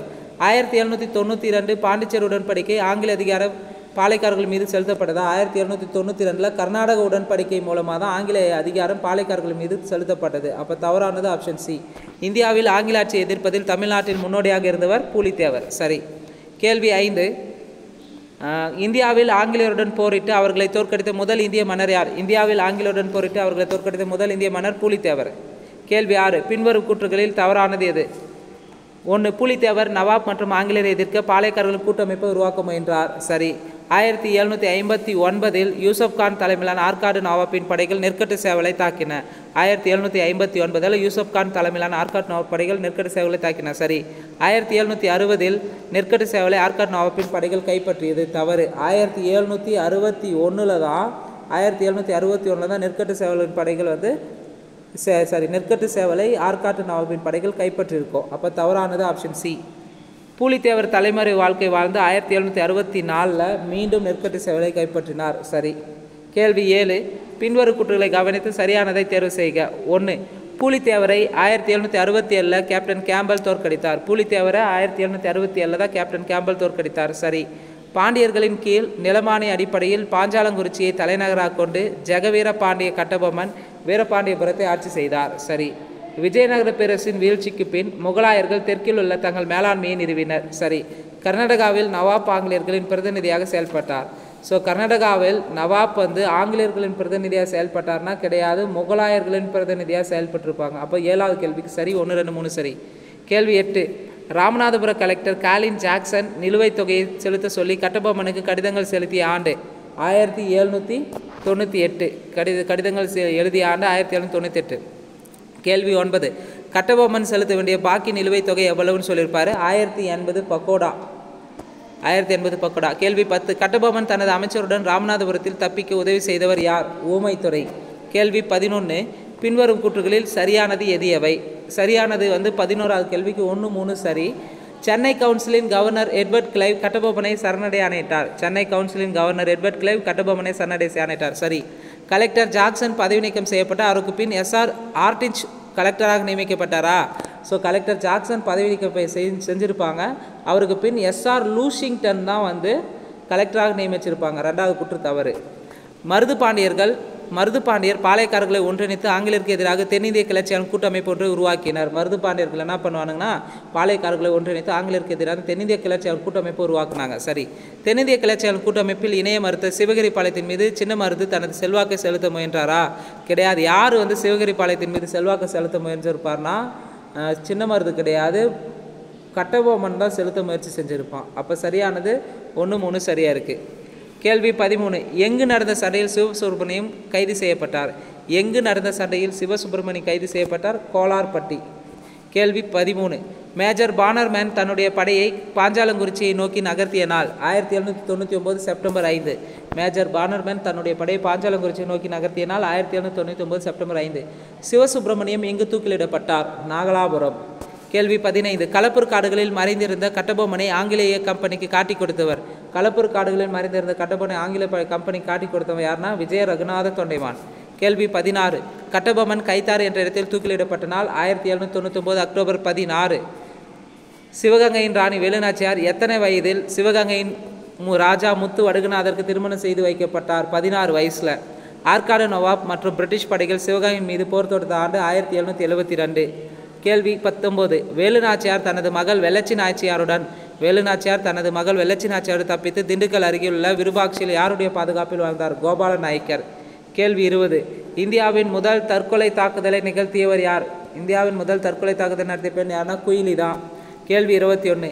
இந்தியாவில் பிரிட்டிஷ் காலனி ஆதிக்கத்தை எதிர்த்து போரிட்ட முதல் பெண்ணரசி. இந்தியாவில் பிரிட்டிஷ் காலனி ஆதிக்கத்தை எதிர்த்து போரிட்ட முதல் பெண்ணரசி வேலுநாச்சியார். கேள்வி 22. சிவகங்கை சிங்கம் என்று அழைக்கப்பட்டவர் சின்னமருது. சின்னமருது. கேள்வி 23. பொறுத்துக. சிறுவயல். சின்னமருது தலைமை தாங்கியிருப்பார். சிறுவயல். மருது சகோதரர்களுக்கு எதிரான படை கர்னல் அக்னியும் மற்றும் கர்னல் இன்ஸும் தலைமை தாங்கியிருப்பாங்க. தென்னிந்திய கிளர்ச்சி 1800 1801. பாஞ்சாலங்குறிச்சி கோட்டையை கைப்பற்றது மெக்காலே கைப்பற்றியிருப்பார். சரியானது 1 2 3 4 சரி. கேள்வி 24. தவறான இணை எது? சிவகங்கை மருது சகோதரர்கள், திண்டுக்கல் கோபால நாயக்கர் சரி, மலபார் கேரளவர்மன். கிருஷ்ணப்ப நாயக்கர் பார்த்திங்கன்னா சென்னை வருவார்னா சென்னை கிடையாது, மைசூரில் இருப்பார். கிருஷ்ணப்ப நாயக்கர் மைசூரை சேர்ந்தவர். சிவகங்கை மருது சகோதரர்கள் சரி, திண்டுக்கல் கோபால நாயக்கர் சரி, மலபார் கேரளவர்மன் சென்னை வரமாட்டார். கிருஷ்ணப்ப நாயக்கர் மைசூரை சேர்ந்தவர். அப்போ தவறானது ஆப்ஷன் டெல்லி. 25. மருது சகோதரர்கள் திருச்சிராப்பள்ளி பிரகடனம் என்று அழைக்கப்பட்ட சுதந்திர பிரகடனம் ஒன்றை வெளியிட்ட ஆண்டு. மருது சகோதரர்கள் திருச்சிராப்பள்ளி பிரகடனம் என்று அழைக்கப்பட்ட சுதந்திர பிரகடனத்தை ஒன்றை வெளியிட்டது ஜூன் 1801. 26. ஆங்கிலேயருக்கு எதிரான இந்தியர்களை ஒன்று சேர்க்கும் முதல் அழைப்பாக இருந்தது 1801 திருச்சி பிரகடனம் தான். 27. சின்னமருது ஆங்கில படைக்கு சவாலாக எத்தனை வீரர்களை திரட்டினார்? சின்னமருது ஆங்கில படைக்கு சவாலாக 20,000 வீரர்களை திரட்டினார். 28. சிவகங்கையை ஆங்கிலேயர் இணைத்து கொண்ட ஆண்டு. 1801. 29. மருது சகோதரர்கள் ராமநாதபுரம் மாவட்டத்தில் திருப்பத்தூர் கோட்டையில் தூக்கிலிடப்பட்ட நாள். மருது சகோதரர்கள் ராமநாதபுரம் மாவட்டத்தில் திருப்பத்தூர் கோட்டையில் தூக்கிலிட்டாங்க 1801 அக்டோபர் 24. அதே 1801 நவம்பர் 16 ஊமைத்துறை மற்றும் செவத்தையா கைது செய்யப்பட்டு பாஞ்சாலங்குறிச்சியில் தூக்கிலிட்டிருப்பாங்க. 1801 அக்டோபர் 24 மருது சகோதரர்கள் தூக்கிலிட்டிருப்பாங்க திருப்பத்தூர் கோட்டையில். அதே 1801 நவம்பர் 16 ஊமைத்துறையும் மற்றும் செவத்தையா கைது செய்யப்பட்டு பாஞ்சாலங்குறிச்சியில் தூக்கிலிட்டாங்க. வேல்ஸ் இளவரசர் தீவு என்று அழைக்கப்பட்ட தீவு எது? வேல்ஸ் இளவரசர் தீவு என்று அழைக்கப்பட்ட தீவு பினாங்கு தீவு. அடுத்து புவியியல் தொடர்பான 30 கேள்விகள். சிப்கோ ஆந்தோலன் டேஸுடன் தொடர்புடையது. காடுகள் பாதுகாப்பு. இந்திய தாவரங்களின் பல்வகைமையை கருத்தில் கொள்ளும்போது உலகத்தில் மற்றும் ஆசியாவில் 10வது இடத்தில் உள்ளது. உலக அளவில் 10வது இடத்திலும் ஆசிய அளவில் 4வது இடத்திலும் இந்தியா உள்ளது. உயிர் சமுதாயத்தில் கரிமப் பொருள்கள் ஒரு தொடர் வரிசையாக உயிரினங்களுக்கு கடத்தப்படுவது என்பது உணவு சங்கிலி என்று அழைக்கப்படுகிறது. பகல்பூர் அனல் மின் நிலையம் அமைந்துள்ள மாநிலம் பீகார். கடலின் சராசரி ஆழம் 3800 மீட்டர். சிவசமுத்திரம் அணை எந்த ஆற்றின் குறுக்கே கட்டப்பட்டுள்ளது? சிவசமுத்திரம் அணை காவிரி ஆற்றின் குறுக்கே கட்டப்பட்டுள்ளது. எது மரபுசாரா சூரிய சக்தினா சூரிய சக்தி. அதே நிலக்கரி, எண்ணெய், மின்சாரம் மரபுசாரா எரிசக்தி ஆகும். கேள்வி 8 பொறுத்துக. புல்வெளிகள் காணப்படுவதில் பிரைரி புல்வெளி எங்கே இருக்குன்னா அமெரிக்காவில் இருக்குது. பிரைரி புல்வெளி அமெரிக்கா. பாம்பஸ் புரைகள் அர்ஜென்டினா. வேர்ல்டு புல்வெளி தென்னாப்பிரிக்கா. Downs Australia. பிரைரி புல்வெளி அமெரிக்கா. பாம்பாஸ் புல்வெளி அர்ஜென்டினா. வேர்ல்டு புல்வெளி தென்னாப்பிரிக்கா. டவுன்ஸ் புல்வெளி ஆஸ்திரேலியாவில் இருக்குது. சரியானுடைய 1 2 3 4. கேள்வி 9. தவறான வாக்கியத்தை கண்டறிக. சனி கிரகம் நீரில் மிதக்க இயலும். சரி. செவ்வாய் கிரகம் சிவப்பு நிறக்கோள்னு சொல்லலாம். வெள்ளி மற்றும் புதன் கோள்கள் துணைக்கோளை கொண்டிருப்பதில்லை. வியாழன் மற்றும் சனி கிரகங்கள் முறையே 55 மற்றும் 31 துணைக்கோள்களை கொண்டிருக்கா? வியாழன் எவ்வளோ இருக்குது, சனி இருக்குது. ஏன்னா அதிகமான துணைக்கோள்களை கொண்ட கோள் வியாழன், அதுக்கடுத்து சனி இருக்கும். அது எவ்வளோன்றதை கமெண்ட் பாக்ஸில் கமெண்ட் பண்ணுங்கள். கேள்வி 10. பிலிப்பைன்ஸ் தீவு பகுதியில் ஏற்படும் சூறாவளியின் பெயர் என்ன? பிலிப்பைன்ஸ் தீவு பகுதியில் ஏற்படும் சூறாவளியின் பெயர் பாகியோ. கேள்வி 11. காலநிலையையும் காலநிலை மாற்றத்தையும் சீராக்கி சமநிலைப்படுத்த காரணி பேராளி. கேள்வி 12 பின்வரும் இடங்களை அவற்றின் அமைவிடத்துடன் பொறுத்துக. தேசிய பூங்கா எங்கே இருக்குன்னா கார்ப்பரேட் தேசிய பூங்கா. வனவிலங்கு சரணாலயம் பந்திப்பூர் வனவிலங்கு சரணாலயம். பறவைகள் சரணாலயம் நல் சரோவர் பறவைகள் சரணாலயம். உயிர்கோள வைப்பிடம் சுந்தரவன காடுகள். சரியான விடை ஆப்ஷன் சி. கேள்வி 13 இந்தியாவில் இடைநிலை வெப்பமண்டல காலநிலை எங்கு காணப்படுகிறது? இந்தியாவில் இடைநிலை வெப்பமண்டல காலநிலை கங்கை சமவெளியில் காணப்படுகிறது. கேள்வி 14 பின்வருவனற்றுள் எந்த குழு திராவிட குடும்பத்தின் கீழ் வராது? யாரவா கோட்டா படகாலாம் திராவிட குடும்பத்தில் வரும். கனவுரி வந்து திராவிட குடும்பத்தில் வராது. கேள்வி 15 கீழ்கண்ட வாக்கியத்தை கவனி. 760 கிலோமீட்டர் நீளமுடைய கொங்கன் ரயில் கீழ்கண்ட எந்தெந்த மாநிலங்களை கிடைக்கிறது? கொங்கன் ரயில் பார்த்திங்கன்னா 760 கிலோமீட்டர் நீளமுடையது கொங்கன் ரயில். இது வந்து பார்த்திங்கன்னா கேரளா, கர்நாடகா, கோவா, மகாராஷ்டிரா 4 ஸ்டேட்டையும் கிடக்குது. கேரளா, கர்நாடகா, கோவா, மகாராஷ்டிரா. 16 மக்கள் தொகை அடர்த்தி என்பது மொத்த மக்கள் தொகை டிவைடட் பை குறிப்பிட்ட நில அளவு. கேள்வி 17 கீழே கொடுக்கப்பட்ட நதிகளை அவை பாயும் பீடபூமிகளுடன் பொறுத்துக. மால்வா பீடபூமி சம்பல் நதியோடு பாய்கிறது. மால்வா பீடபூமியில் வந்து பாயும் நதி சம்பல் நதி. சோட்டா நாக்பூர் பீடபூமியில் வந்து பார்த்திங்கன்னா தாமோதர் நதி பாய்கிறது. மேகாலயா பீடபூமியில் யமுனை நதி பாய்கிறது. மகாராஷ்டிரா பீடபூமியில் தபதி நதி பாய்கிறது. மால்வா பீடபூமியில் சம்பல் நதியும், சோட்டா நாக்பூர் பீடபூமியில் தாமோதர் நதியும், மேகாலயா பீடபூமியில் யமுனா நதியும், மகாராஷ்டிரா பீடபூமியில் தப்தி நதியும் பாய்கிறது. சரியானுடைய ஆப்ஷன் பாம்பே. கேள்வி 18 பின்வரும் இனக்குழுவில் இந்திய இனங்களில் உட்படாது. கருப்பு இனம், மங்கோலியர் இனம், மத்திய தரைக்கடல் இனம் இந்திய இனங்கள் வரும். காக்கேசியர் இனம் வந்து இந்திய இனங்களில் வராது. கேள்வி 19 இந்தியாவின் வடகிழக்கு எல்லையோர ரயில்வேயின் தலைமையகம். இந்தியாவின் வடகிழக்கு எல்லையோர ரயில்வே தலைமையகம் மாலிகான். கேள்வி 20 கங்கை நதியின் தலை ஆறுகளான அலகநந்தா மற்றும் பாகிரதி இணையும் இடம் தேவப்பிரயாக். கங்கை நதியின் தலையாறுகளான அலகநந்தா மற்றும் பாகிரதி இணையும் இடம் தேவப்பிரயாக். கேள்வி 21 பாபாதான் மலைகளில் சுரங்கத்திற்கு பிரபலமாக பின்வரும் தாது எது? பாபுதான் மலைகளில் சுரங்கத்திற்கு பிரபலமான தாது இரும்பு. கேள்வி 22 பின்வரும் நதி தொகுப்புல அவைகளின் நதிகளோடு பொறுத்துக. இந்து நதி தொகுப்பு ஜீலம். பிரம்மபுத்திரா நதி தொகுப்பு சங்கோஷ். கோதாவரி நதி தொகுப்பு பஞ்சகங்கா. கிருஷ்ணா நதி தொகுப்பு பீமா. இந்து நதி தொகுப்பு என்ன நதினா ஜூலம் நதி. பிரம்மபுத்திரா நதி தொகுப்பு சங்கோஷ். கோதாவரி நதி தொகுப்பு பஞ்சகங்கா. கிருஷ்ணா நதி தொகுப்பு பீமா. சரியானோடைய ஆப்ஷன் டெல்லி. கேள்வி 23 கீழ்கண்ட மலைத்தொடர்களை வடக்கு தெற்காக வரிசைப்படுத்தி கீழே கொடுக்கப்பட்டுள்ள குறியீட்டை பயன்படுத்தி சரியான பதிலை தேர்க. அப்போது வடக்கு தெற்காக வந்து பார்த்திங்கன்னா கிழக்கு மேற்கு வடக்கு தெற்காக வந்து பார்த்திங்கன்னா 1 காரகோரம் மலைத்தொடர், அதுக்கடுத்து லடாக் மலைத்தொடர், அதுக்கடுத்து ஜாஸ்கர் மலைத்தொடர், அதுக்கடுத்து பீர்பாஜல் மலைத்தொடர் வரும். வடக்கிலிருந்து தெற்காக சொன்னால் 1 காரகோரம் மலைத்தொடர், 2 லடாக் மலைத்தொடர், 3 வந்து ஜாஸ்கர் மலைத்தொடர், 4 பீர்பாஜல் மலைத்தொடர். சரியானது ஆப்ஷன் டெல்லி. கேள்வி 24 பின்வரும் அலுமினிய தொழிற்சாலை அவற்றின் இருப்பிடத்தோடு பொறுத்துக. பால்கோ எங்கே இருக்குன்னா கோர்பாவில் இருக்குது. பால்கோ அலுமினிய தொழிற்சாலை கோர்பா. இண்டால்கோ எங்கே இருக்குன்னா ரேணுகூட்டில் இருக்குது. இண்டால்கோ அணுமிலை தொழிற்சாலை ரேணுகூட். மால்கோ அலுமினிய தொழிற்சாலை எங்கே இருக்குன்னா மேட்டூரில் இருக்குது. மால்கோ அணுமிலை தொழிற்சாலை மேட்டூர். அடுத்து நால்கோ அலுமினிய தொழிற்சாலை கோராப்புட்டில் இருக்குது. நால்கோ அலுமினிய தொழிற்சாலை கோராப்புட். சரியானுடைய ஆப்ஷன் பாம்பே. கேள்வி 25 பொறுத்துக. மலைக்கணவாய் மாநிலம். பூம்லா கணவாய் எங்கே இருக்குன்னா அருணாச்சல பிரதேசம். அருணானா பூம்லா கணவாய் அருணாச்சல பிரதேசம். கார்டுலாங் கணவாய் ஜம்மு காஷ்மீர். நாத்துலா கணவாய் சிக்கிம் மாநிலத்தில் இருக்குது. சிப்கிலா கணவாய் இமாச்சல பிரதேசம். பூம்லா கணவாய் அருணாச்சல பிரதேசம், கார்டுலாங் கணவாய் ஜம்மு காஷ்மீர், நாதுலா கணவாய் சிக்கிம், சிப்கிலா கணவாய் இமாச்சல பிரதேசம். சரியானுடைய டெல்லி. கேள்வி 26 பொறுத்துக. நீர்மின் நிலையங்களின் பெயர்கள் மாநிலம். பாலிமேலார் நீர்மின் நிலையம் எங்கே இருக்குன்னா ஒடிசாவில் இருக்குது. பாலிமேலார் நீர்மின் நிலையம் ஒடிசா. கிர்னா நீர்மின் நிலையம் மகாராஷ்டிரா. கிர்னா நீர்மின் நிலையம் எங்கே இருக்குது? மகாராஷ்டிரா. அக்ரிமோடார் நீர்நிலையம் குஜராத்தில் இருக்குது. அக்ரிமோடார் நீர்நிலையம் குஜராத். கோபாலி நீர்மின் நிலையம் அஸ்ஸாம் இருக்கும். கோபாலி நீர்மின் நிலையம் அஸ்ஸாம். டைப்பிங் மிஸ்டேக்காக இருக்குது. Option A. கேள்வி 27 பஞ்சாப் மொழி டேஸுடன் நெருங்கிய தொடர்புடையது. பஞ்சாப் மொழி இந்தி மற்றும் உருதோடு நெருங்கிய தொடர்புடையது. பஞ்சாபி மொழி இந்தி மற்றும் உருதோடு நெருங்கிய தொடர்புடையது. கேள்வி 28 மரவெப்ப ஆற்றலின் ஆதாரம் எது? மரவெப்ப ஆற்றலின் ஆதாரம் உயிர்த்திரள். கேள்வி 29 பின்வருவனற்றில் எது நதிகளின் காலநிலை தொடர்பான வெப்பமயமாதலின் விளைவு? பின்வரற்றில் எது நதிகளின் காலநிலை தொடர்பான வெப்பமயமாதலின் விளைவுனா மீன்கள் இடப்பெயர்வு முறை மாற்றங்கள். கேள்வி 30 ஓசோனை அலைக்கு முக்கிய காரணி தூசு படலம். ஓசோனை அலைக்கு முக்கிய காரணி தூசு படலம். அடுத்து தமிழ்நாடு சட்டமேலவை கலைக்கப்பட்டது. தமிழ்நாடு சட்டமேலவை கலைக்கப்பட்ட ஆண்டு 1986. தேசபக்தன் எனும் தமிழ் பத்திரிகை தொடங்கியவர் திருவிக்கா. கீழ்கண்டவர்கள் தமிழ்நாட்டின் தாதாபாய் என்று அழைக்கப்பட்டவர். தமிழ்நாட்டின் தாதாபாய் என்று அழைக்கப்பட்டவர் சி. விஜயராகாச்சாரியார். கேள்வி 4. இந்தியாவில் பிறப்பிற்கு முன்பே பெண் கருவை கண்டறிந்து கொள்வதை தடை செய்யும் சட்டம் எப்பொழுது நடைமுறைக்கு வந்தது?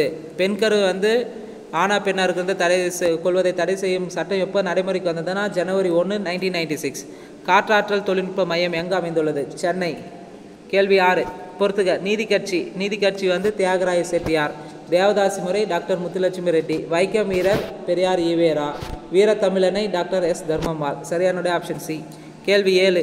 சென்னையில் தொழிற்சங்கங்களை தொடங்குவதில் முன்னோடியாக திகழ்ந்தவர் திருவிக்கா. சென்னையில் முதலாவது காங்கிரஸ் அமைச்சரை அமைத்தவர் ராஜாஜி. புனித ஜார்ஜ் கோட்டையின் உச்சியில் தேசிய கொடியை ஆர்யா என்கிற பாஷம் ஏற்றிய ஆண்டு 1932 ஜனவரி 26. புனித ஜார்ஜ் கோட்டையின் உச்சியில் தேசிய கொடி ஆர்யா என்கிற பாஷம் ஏற்றிய ஆண்டு 1932 ஜனவரி 26. கேள்வி 10. பிராமணர் அல்லாத மாணவர்களுக்காக தங்கும் விடுதியை நிறுவியவர் சி. நடேசனார். கேள்வி 11. சென்னைக்கு அருகே உள்ள உதயவனத்தில் சத்தியாகிரக முகாமை அமைத்தவர் டி. பிரகாசம். கேள்வி 12. சென்னை மகாஜன சபையின் முதல் தலைவர் பி. ரங்கையா நாயுடு. முதல் இந்திய எதிர்ப்பு மாநாடு எங்கு நடைபெற்றது? முதல் இந்திய எதிர்ப்பு மாநாடு சேலத்தில் நடைபெற்றது. கேள்வி 14. பின்வரும் கூற்றுகளில் தவறானது எது? தமிழ்நாட்டில் முதல் மதுவிலக்கு அமல்படுத்திய ராஜாஜி. தமிழ்நாட்டில் விற்பனை வரியை அறிமுகம் செய்தவர் காமராசரா? அதுவும் ராஜாஜி தான் அறிமுகம் செஞ்சிருப்பார். தவறானது ஆப்ஷன் பாம்பே. ஜமீன்தார்களின் பகுதிகளைச் சேர்ந்த குத்தகைதாரர்களின் நிலை குறித்து விசாரணை செய்ய விசாரணைக்குழு அமைக்க டி. பிரகாசம் முயற்சி மேற்கொண்டார். சரி. மதுரை மீனாட்சி அம்மன் கோயில் நுழைவுப் போராட்டம் வைத்தியநாதன் மற்றும் கோபாலசாமி ஆகியோரால் திட்டமிடப்பட்டது. சரி. கேள்வி 15. தமிழ்நாட்டில் முதலாக மதுவிலக்கு எங்கு அமல்படுத்தினாங்க? சேலம். கேள்வி 16. தமிழ்நாட்டில் உப்பு சத்தியாகிரகம் நடைபெற்ற நாள் 1930 ஏப்ரல் 13 தொடங்கி ஏப்ரல் 28 வரை. ராஜாஜி தலைமையில் 100 பேர் கலந்து கொண்டிருப்பாங்க. கேள்வி 17. இந்திய சட்டப்பூர்வ ஆணையம் அமைக்கப்பட்ட ஆண்டு 1927. இந்திய சட்டப்பூர்வ ஆணையம் அமைக்கப்பட்ட ஆண்டு 1927. கேள்வி 18. சென்னையில் சைமன் குழு வருகை எதிர்ப்பு போராட்டத்தை தலைமையேற்றவர்? சென்னையில் சைமன் குழு வருகை எதிர்ப்பு போராட்டத்தை தலைமை தாங்கந்து எஸ். சத்தியமூர்த்தி. கேள்வி 19. நீல் சிலை அகற்றும் போராட்டத்துக்கு தலைமையேற்றவர் எஸ். என். சோமயாஜுலு. நீல் சிலை அகற்றும் போராட்டம் நடைபெற்ற ஆண்டு 1927. 1926 ஆண்டு தமிழ்நாட்டில் நடைபெற்ற பொதுத் தேர்தலில் முதலமைச்சராக பதவியேற்றவர் 1926 சுப்பராயன். மதுரை தொழிலாளர் சங்கத்தை நிறுவியவர் ஜார்ஜ் ஜோசப். தமிழ்நாட்டில் குற்ற பரம்பரை சமூகங்களின் பாதுகாவலராக விளங்கியவர் தான் ஜார்ஜ் ஜோசப். சென்னை சத்தியாகிரக சபை நிறுவப்பட்ட ஆண்டு 1919. தவறான இணைய தேர்வு செய்க. பணியாளர் தேர்வுக்குழு 1924 வந்திருக்குன்னு இங்கே 25 வந்திருக்கு. தவறு. பொது பணியாளர் தேர்வான 29 ஏற்படுத்தினாங்க. இந்து சமய அறநிலை சட்டம் 26 சரி. தேவதாசி ஒழிப்பு சட்டம் 1930 சரி. கேள்வி 26. தமிழ்நாட்டின் முதலமைச்சர் ஏ. சுப்பராயலு.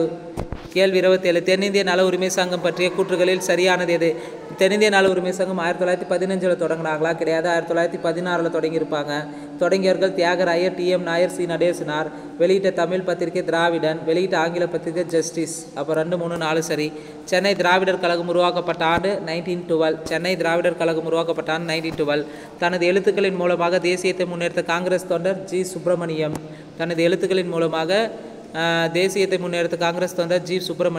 கேள்வி 30. சென்னை மகாஜன சபை பற்றிய கூற்றுகள் சரியானது எது?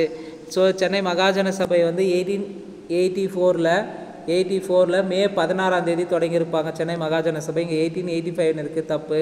நிறுவியர்கள் வீரராகவாச்சாரி, அனந்தசார்லு, டி. ரங்கையா. சென்னை மகாஜன சபையின் முதல் தலைவர் ரங்கையா நாயுடு வந்திருப்பார். இங்கே அனந்தசார்லுன்னு தந்திருக்காங்க. தவறு. சென்னை மகாஜன சபையின் முதல் செயலர் அனந்தசார்லு வந்திருக்கணும். தப்பு. சென்னை மகாஜன சபையின் முதல் தலைவர் ரங்கையா நாயுடு. சென்னை மகாஜன சபையின் முதல் செயலர் அனந்தசார்லு. அப்போ இங்கே சரியானது 2 மட்டும்தான் சரியாக இருக்குது. அடுத்து முக்கியமான அவார்ட்ஸில் 2024க்கான கேல் ரத்னா விருது 4 பேர் வாங்கியிருப்பாங்க. 2024க்கான கேல் ரத்னா விருது தமிழ்நாட்டை சேர்ந்த குகேஷ் செஸ் விளையாட்டு, ஹர்மன் பிரீத் ஹாக்கி, மனுபாக்கர் துப்பாக்கி, பிரவீன்குமார் பாராத்தடகள வீரர். 2024க்கான கேல் ரத்னா விருதை வாங்குது 4 பேர். குகேஷ், ஹர்மன் பிரீத், மனுபாக்கர், பிரவீன்குமார். குகேஷ் செஸ் விளையாட்டோடு தொடர்புடையவர், ஹர்மன் பிரீத் ஹாக்கி, மனுபாக்கர் துப்பாக்கி சுடுதல், பிரவீன்குமார் பாராத்தடகள வீரர். 2024க்கான அர்ஜுனா விருதுகள் 32 பேருக்கு தந்திருப்பாங்க. 2024க்கான அர்ஜுனா விருது இதில் தமிழ்நாட்டை சேர்ந்தவங்க 3 பேர் வாங்கியிருப்பாங்க. துளசிமதி, நித்யஸ்ரீ, மனிஷா. இந்த 3 பேருமே பாரா பேட்மிண்டன் தான். துளசிமதி, நித்யஸ்ரீ, மனிஷா அர்ஜுனா விருது வாங்கியிருக்காங்க. 17 நபர்கள் பாரா விளையாட்டு வீரர்கள் வீராங்கனைகள் ஆவர். அடுத்து 2024க்கான துரோணாச்சாரிய விருது 3 பேருக்கு தந்திருப்பாங்க. 2024க்கான துரோணாச்சாரிய விருது சுபாஷ் ராணா பாரா துப்பாக்கி, தீபாவளி தேஷ்பாண்டே துப்பாக்கி சுடுதல், சந்தீப் சாங்வான் ஹாக்கி. அதே 2024க்கான துரோணாச்சாரிய வாழ்நாள் சாதனையாளர் விருது 2024க்கான துரோணாச்சாரிய வாழ்நாள் சாதனையாளர் விருது 2 பேருக்கு தந்திருக்காங்க. ஒன்று எஸ் முரளிதரன் பேட்மிண்டன், அர்மாண்டோ அக்னேலோ கொலாகோ கால்பந்து. ராஷ்டிரிய கேல் புரோதசலான் புரஸ்கார் விருது இந்திய உடற்கல்வியியல் அறக்கட்டளைக்கு தந்திருப்பாங்க.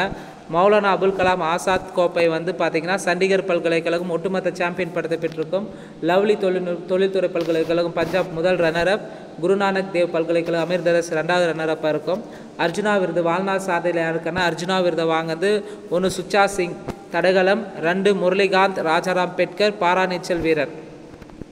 ஸோ இந்த வீடியோ பொறுத்தவரையும் நம்ம பார்த்திங்கன்னா ஜென்ரல் ஸ்டடீஸில் ஒலிம்பியா ஐஏஎஸ் அகாடமி சார்பாக நடத்தப்பட்ட வீக்லி டெஸ்ட்டுக்கான ஒட்டுமொத்தமாக ரிவிஷனாக பார்த்துருக்குறேங்க. இந்த வீடியோ உங்களுக்கு பிடிச்சிருந்தா லைக் பண்ணுங்கள், கமெண்ட் பண்ணுங்கள். ஏற்கனவே ஜென்ரல் ஸ்டடீஸ் ரிலேட்டடாக வந்து பார்ட் 1 பார்ட் 2க்கான வீடியோஸ் அப்லோட் பண்ணியிருக்கேன். அதை பார்க்காதவங்க Olympia IAS academy Olympia IAS YouTube சேனலில் போயிட்டு அதில் வந்து பார்த்திங்கன்னா ப்ளேலிஸ்ட்டில் எடுத்து பார்த்திங்கன்னா இருக்கும். ஸோ இந்த வீடியோவை பற்றி உங்களுடைய கருத்துக்களை பதிவு செய்யுமாறு கேட்டுக்கொள்கிறோம். நன்றி, வணக்கம்.